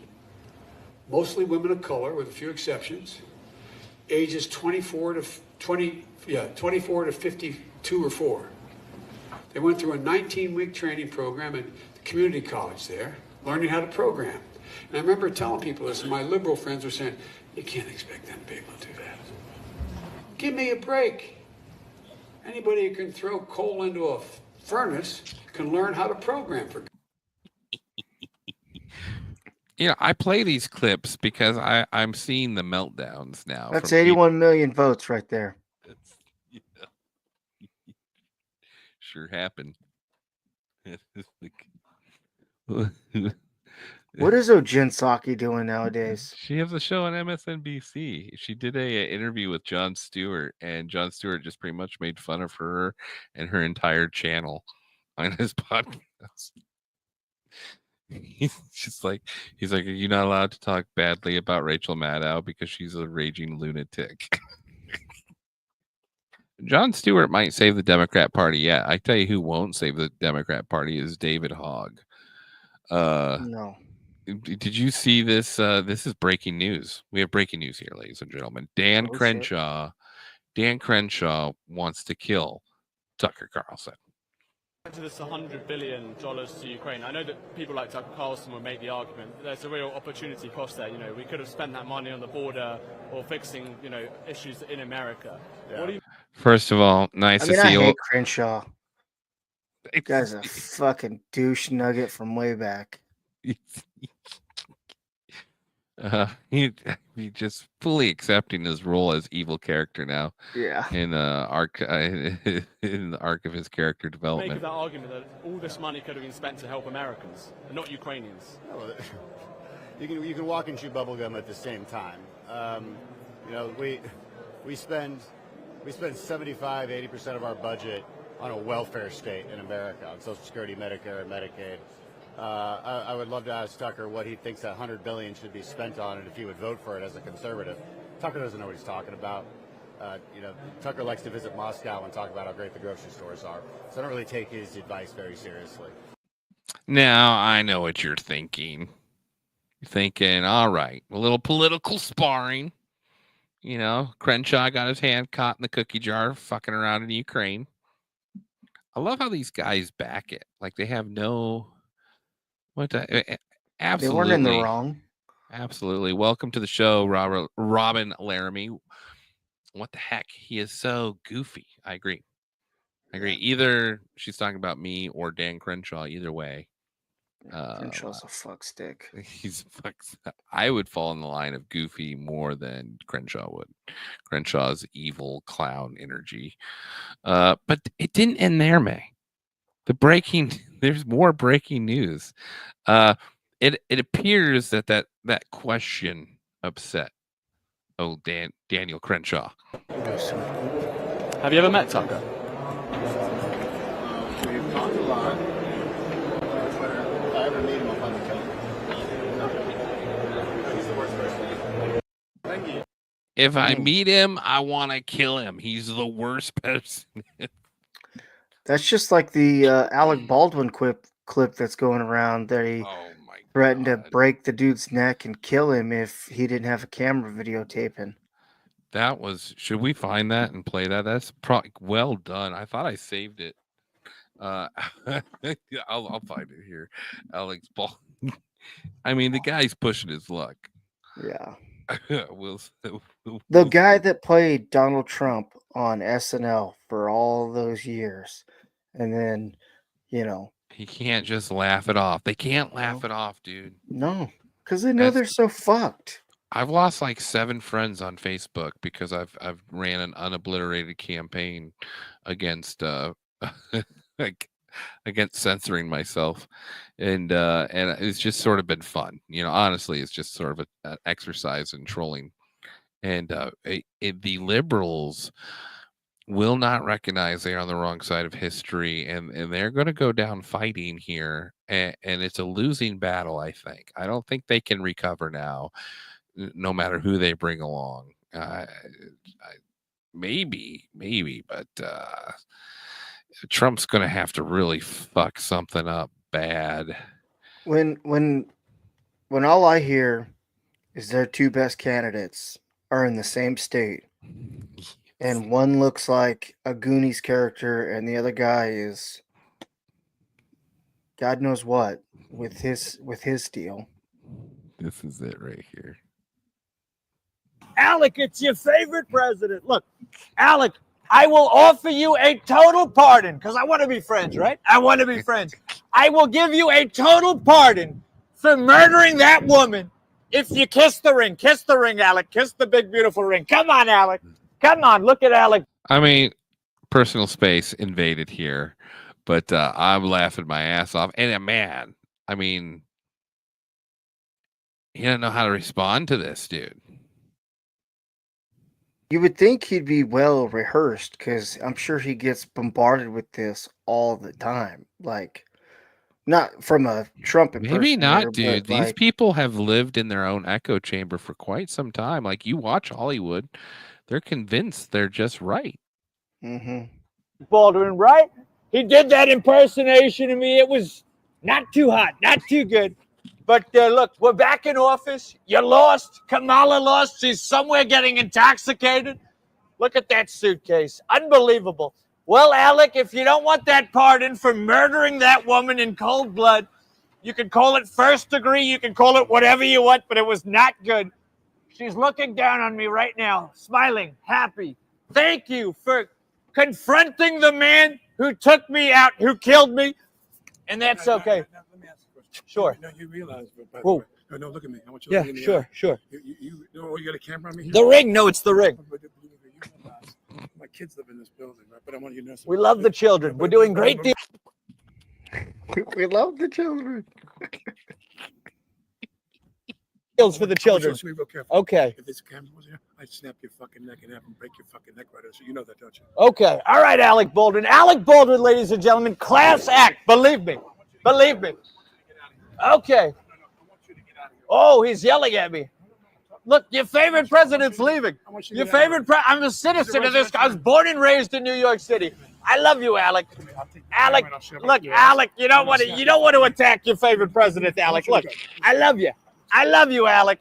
He's got more balls than De Niro, that I can tell you. De Niro ran away. Alec confronted. That's good. He's strong, but also he's weak because he murdered a woman. So that's okay, right? Oh shit.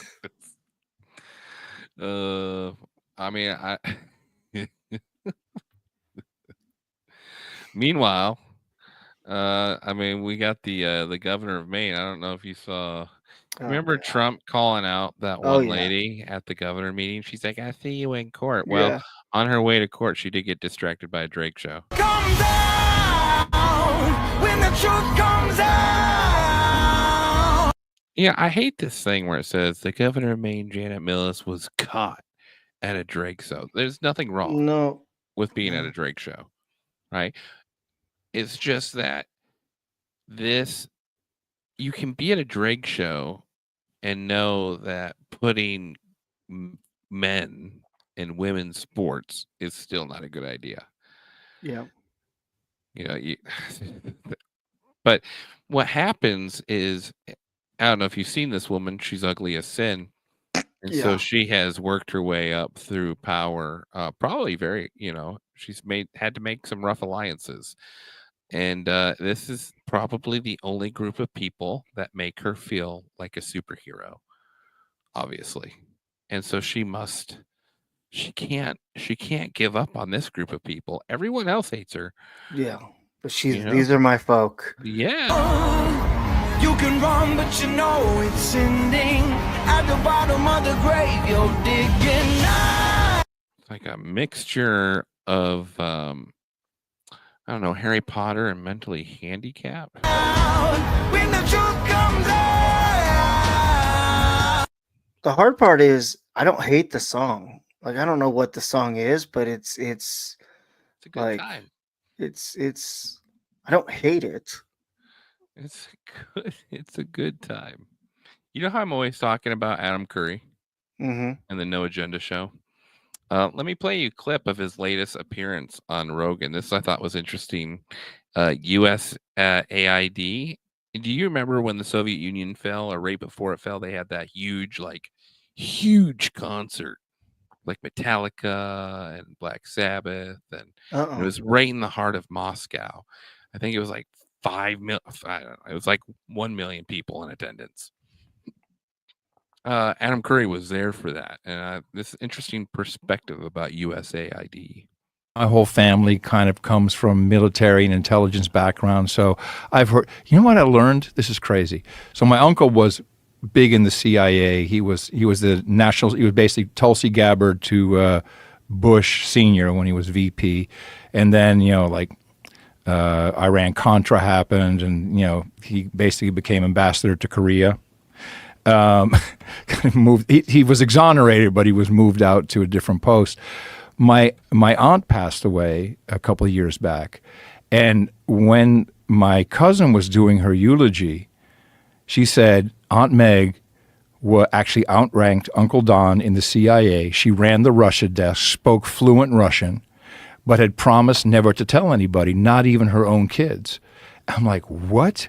Whoa. Aunt Meg spoke fluent Russian and ran the Russia desk for the CIA and outranked Uncle Don? Like, that's some crazy stuff. Crazy. And all those folks, they remember Russia as the real bad guys. I mean, I went to, this is my own USAID story. So in 1988, I think it was, we had the Moscow Music Peace Festival. Do you remember that? No.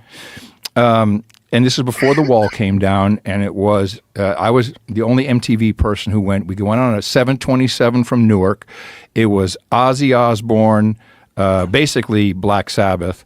It was Bon Jovi, Motley Crue, Skid Row. We stopped in Germany to pick up the Scorpions. What was that flight like? Dude. Dude, this, you'll love this.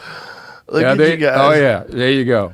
Wow. So the reason you're filming things even back then. So the reason this happened was, look at you.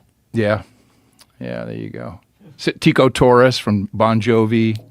I mean, so Doc McGee, who was the manager of Bon Jovi and Motley Crue, I'm paraphrasing the story, but I'm pretty sure it's correct. That was Ozzy. Oh, really? I just realized that was Ozzy and Sharon Osbourne. Oh, yeah. Like, who are those people? I'm like, look at Sharon. Look at Sharon. I know. She's like a kid. And like a British housefrau, nice roly-poly. She's not no O-face for her.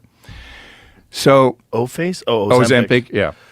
So look at Ozzy. So Doc McGee's Learjet had been caught smuggling in bales of marijuana into Florida. And his get out of jail free card was he was supposed to organize an anti-drug and alcohol concert in Moscow. Ooh. Right. So this is where I'm pretty sure USAID came into it and the CIA. And so this was supposed to be a complete drug-free, alcohol-free. We're all going to go there. We're going to do a huge one-night concert. We're there for a week. On the plane, Ozzy is so drunk. He's so drunk. So we're in the back there, and he's at the lavatory mid plane, and it's someone else is in there, and he's like, share, and she like, oh, Ozzy, and he pees his pants right there in the aisle. I'm like, holy crap! Ozzy peed his pants. Sharon. So this was a wild trip. And I got a briefing beforehand by some dudes in suits. This is '88, so I wasn't really thinking USAID, CIA, and they're like, "Here's the deal: you're going to be there. Do not talk to any women. Don't go to any hookers. Do not take any hookers to your room. They're all going to be KGB, and you don't want any part of this. And there's going to be our people are going to be watching you. And just make sure hookers. KGB hookers. We actually did go to the hooker boat, which was pretty wild. There was a boat? Yeah, they had a prostitute boat. The ugliest hookers in the world. Is like, nah, no one's going to. Pirates. We all kind of went to go check them out. We're in the hotel. They literally. This is Soviet Union still. They literally turned on the heat in that part of the city. It was winter.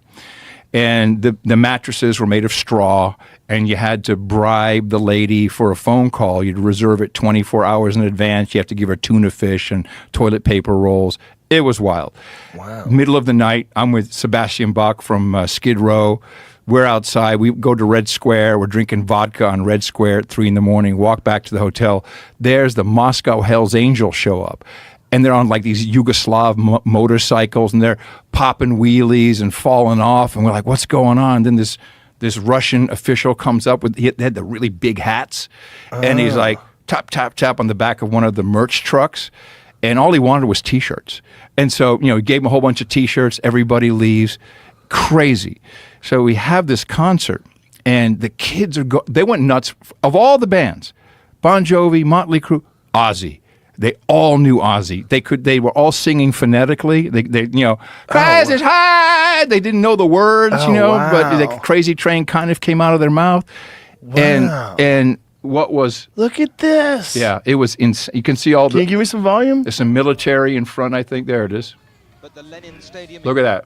And the crowd Flying loved it and high showed it. again. Fans stood in harmony for 12 hours to watch and listen to the likes of Bon Jovi, Motley Crue and Skid Row. I mean, and this was a big deal because Russia up to that point didn't allow any Western music to be legally sold or played. And there was no Spotify or anything like that. So you were smuggling in CDs of the Beatles. You were smuggling CDs of Ozzy Osbourne. But, I mean, you couldn't hold it back come 89. It was a full-on event. Who all agreed to play. Wow. So here's the kicker. The Scorpions had a #1 hit, Winds of Change. The Winds of Change. You don't remember the song. And it was the only song they did not write. And that song was the anthem when the wall came down, which happened literally. Oh, here you go. The Did the CIA write a power ballad to bring down the USSR? Yep. What? Yep. Is that real? I think so. I don't remember that song. Can we play some of that song and cut it out, Jamie?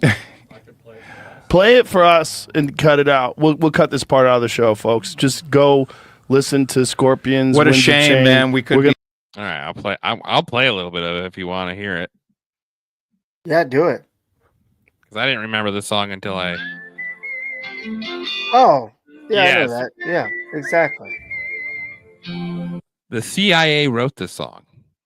That's interesting. And gave it to the Scorpions to, because it would make I wonder sense. who they credited. I wonder who got the song credit.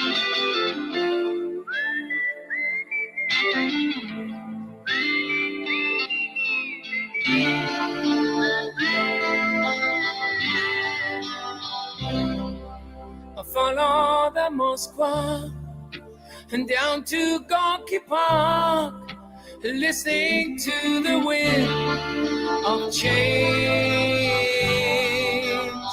I think that's really the offensive part, is that we could write beautiful songs like that. And what happened to that CIA?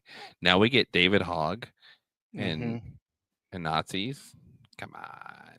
Did Joe Rogan, did he have a clip about the Girl Scout cookies today? I do have a clip about Girl Scout cookies. Should we play that? Yeah. That blew my mind.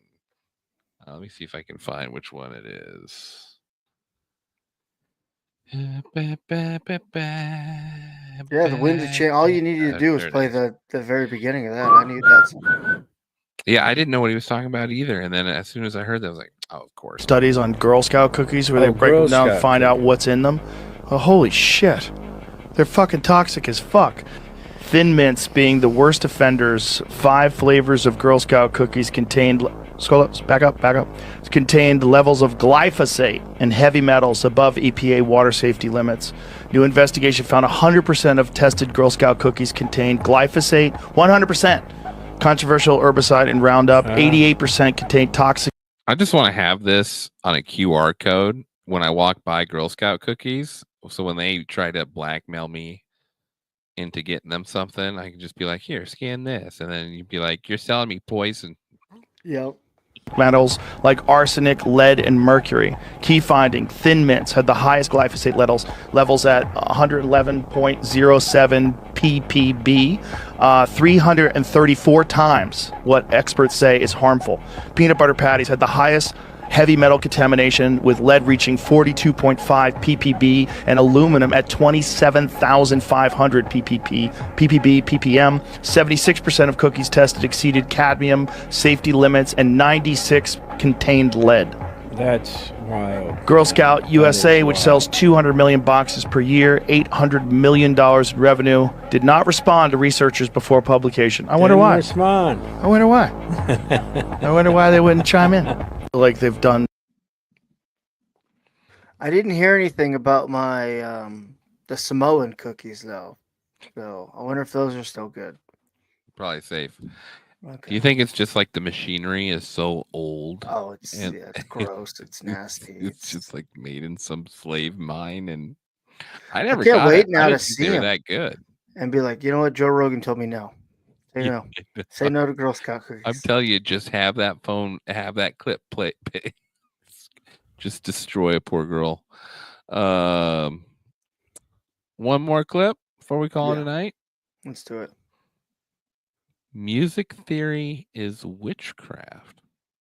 Mm. Found this fun little clip. A little spooky episode finisher. In alchemy, the moon is represented with this symbol. Now, they do say that like Christians and Christianity is worship of the sun god, Saturn, right? And it goes back to Apollo and all that stuff. And Judaism is based off the worship of the moon god. Ashtar, yeah. Isn't that strange? The ground intersects the most obvious cycle in the sky, and the resulting symbol represents the second most obvious cycle in the sky. It's a pretty direct visual reference, but generally, cycles are represented with circles. And that makes sense. What's more cyclical than a circle? One of the most fundamental kernels of knowledge, one that everybody seems to intuitively understand, is that music is movement. And that journey is often cyclical. You need to establish a home, then travel away. Then, usually, but not always, you come back home. This applies to harmony, but it also applies to melodies. A melody that doesn't leave home is just a tone.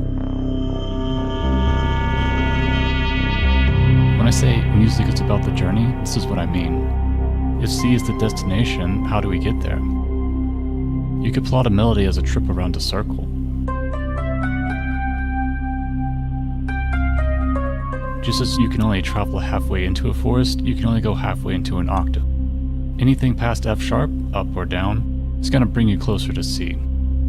That's circles. This is salt, a perfect bisection. In our circle of notes, it depicts a tritone, a rather dissonant pair. Every obvious shape does this. Triangle, that's an augmented chord. Square, diminished chord, or really just two tritones. These shapes show the liminal areas of our circle. You can travel here, but it takes tremendous effort to stay here.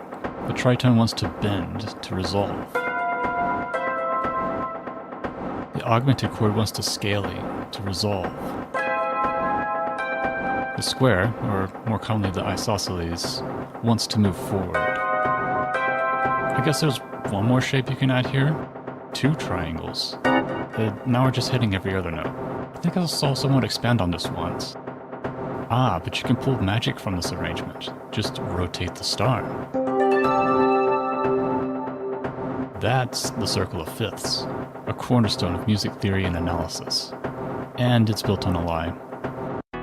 You see, the power of the circle of fifths, the reason that musicians keep coming back to it, is in its name.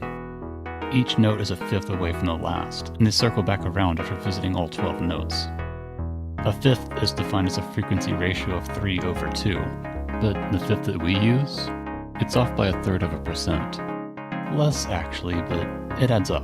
Look.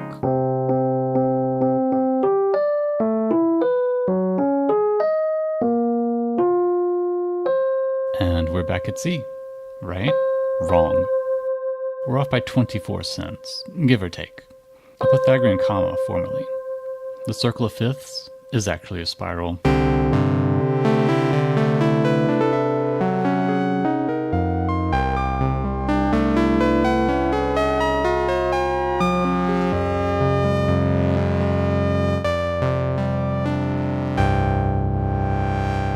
There's this weird, shockingly prevalent notion that music theory is a hard-bound set of rules that you must follow to make your music sound good and boring. I want you to know that's just not true. Music is squishy witchcraft. Theory is a popular way of navigating that, but you can write your own spells. You'll probably end up reinventing several wheels, but who cares? Have fun first.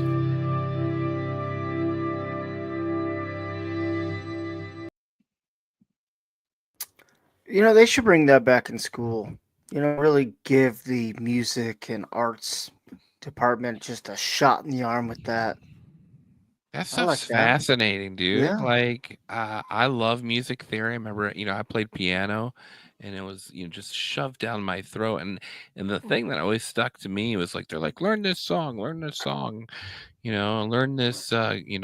classical piece. And I get why they want you to learn it, is because you got to understand how the chord structure works. But I always thought I sort of had more of a Beethoven approach, and it was like, why would I copy someone else? Like, you don't get great at something by just playing Mozart all day. Like, you have to bend the rules to yourself. That's the whole point of music. That's Push what the envelope. we did that with our music episode with the song that killed disco. Remember? I Yeah. mean, it wasn't anything spectacular. It was just willing to, be different Mm-hmm. and more pure than what had been created over the 70s. Anyway, I thought it was sort of cool. Good way to No. finish the show. Yeah, that was great. Yeah. Hey, buddy. Wednesday night, we have Spike Cohen coming on the show. Speaking of Jews, Bazooka Jew. Our very own Bazooka Jew. Hopefully he hasn't paid attention the last two. He's one of the good first ones, hour and a guys. half will be apologizing and And then furthermore, a shout out to Brett Murphy. He beat us tonight, 4K. We were the number 2 most watched show on X. But couldn't you know get what? past the country hits, huh? Or whatever the fuck he was playing. Everyone's having a bad Monday, I think, and they just need to cleanse their soul, but Not us. We talked about Jews again. It's not by intention, but I figure we just get it out of the way here, so I apologize for that. I'm sorry. We'll be back with another Jew episode Wednesday. We're gonna Jew you up. God damn it. We do have some cool people that you remember Mike Wallach, and he did that whole thing about how viruses weren't real? Look it up. I'm It's not Mike sure. Wallach and the Viral Delusion on YouTube on Fan of Okay. Fact Society. We had him on maybe 2.5, 3 years ago, And he'd done a whole documentary, 20-hour documentary on how viruses didn't exist, how polio wasn't a thing, how AIDS wasn't real. And Sunday night, my co-host Project Constitution got Justin Leslie, who was a whistleblower for O'Keefe and Project Veritas in 2021. He came on the show yesterday, and he had done undercover work for James O'Keefe, exposing Pfizer pushing out vaccines. But in the progress of our conversation, he also started talking about how viruses weren't a real thing. Oh shit! Which really piqued my mind, because now we've got a little community talking about this, and he was a viral researcher. That was his job. That's what he was doing in Pfizer. Just a cash grab. It's crazy. So he said him and Mike Wallach have both agreed to come on. So, nice. Yeah, so I figured that'd be a good discussion that we can moderate. Was he a younger white guy with a beard? Yeah. Yeah. I do remember listening to that, because I was all about that episode, because he was like, yeah. So vaccines. I'm thinking next Wednesday, hopefully, will work.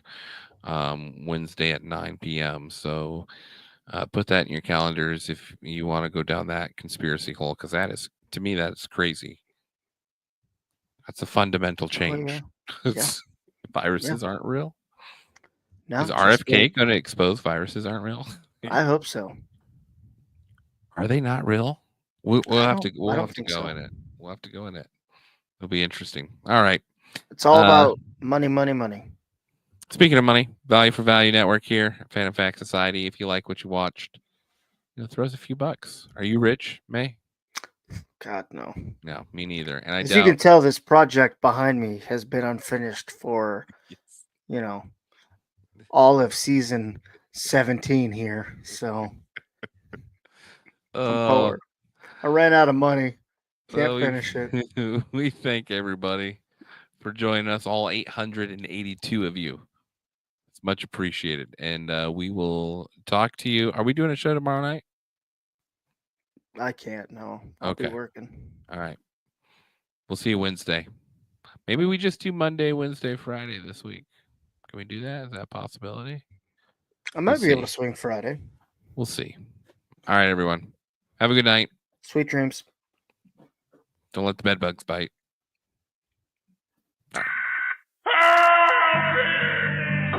is the emergency broadcast system.